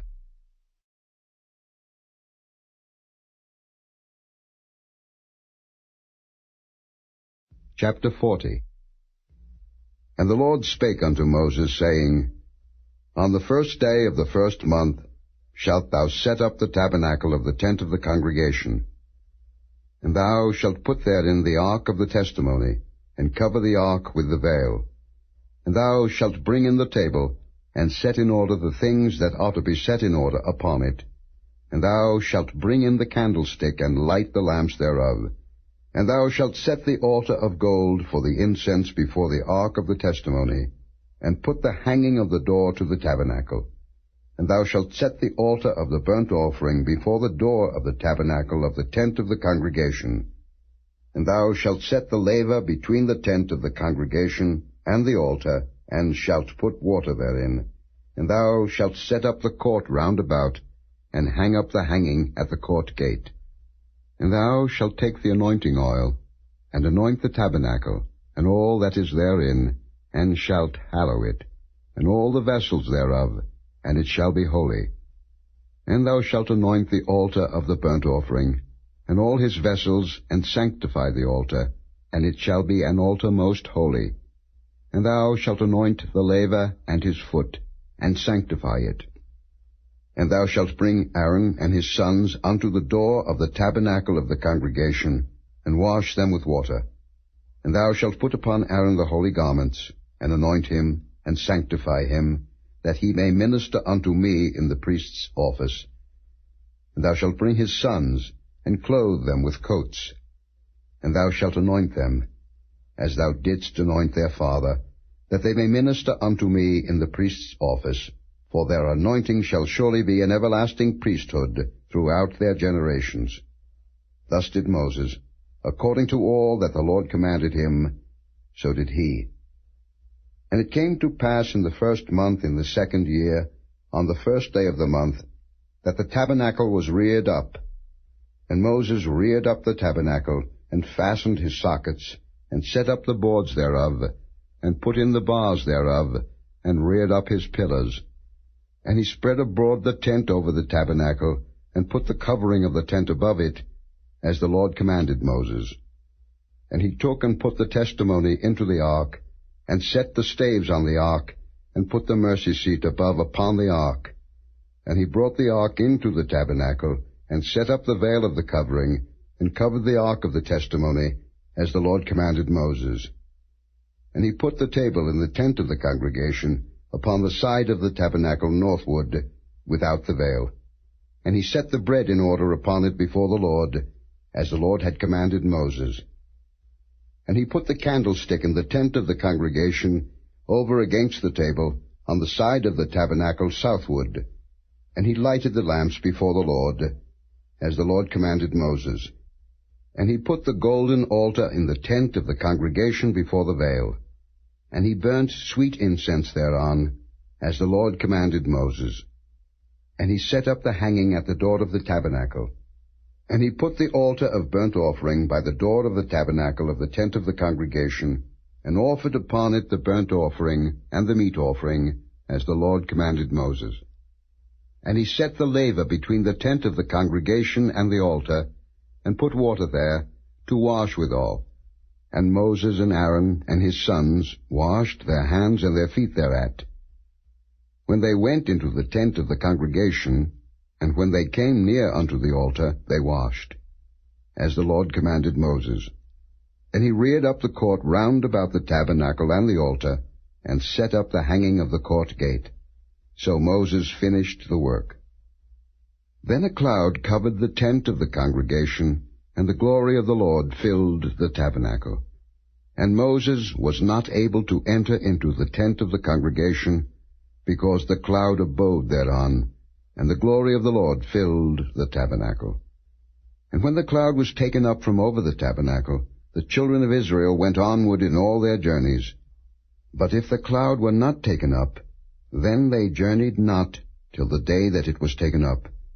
For the cloud of the Lord was upon the tabernacle by day, and fire was on it by night, in the sight of all the house of Israel, throughout all their journeys.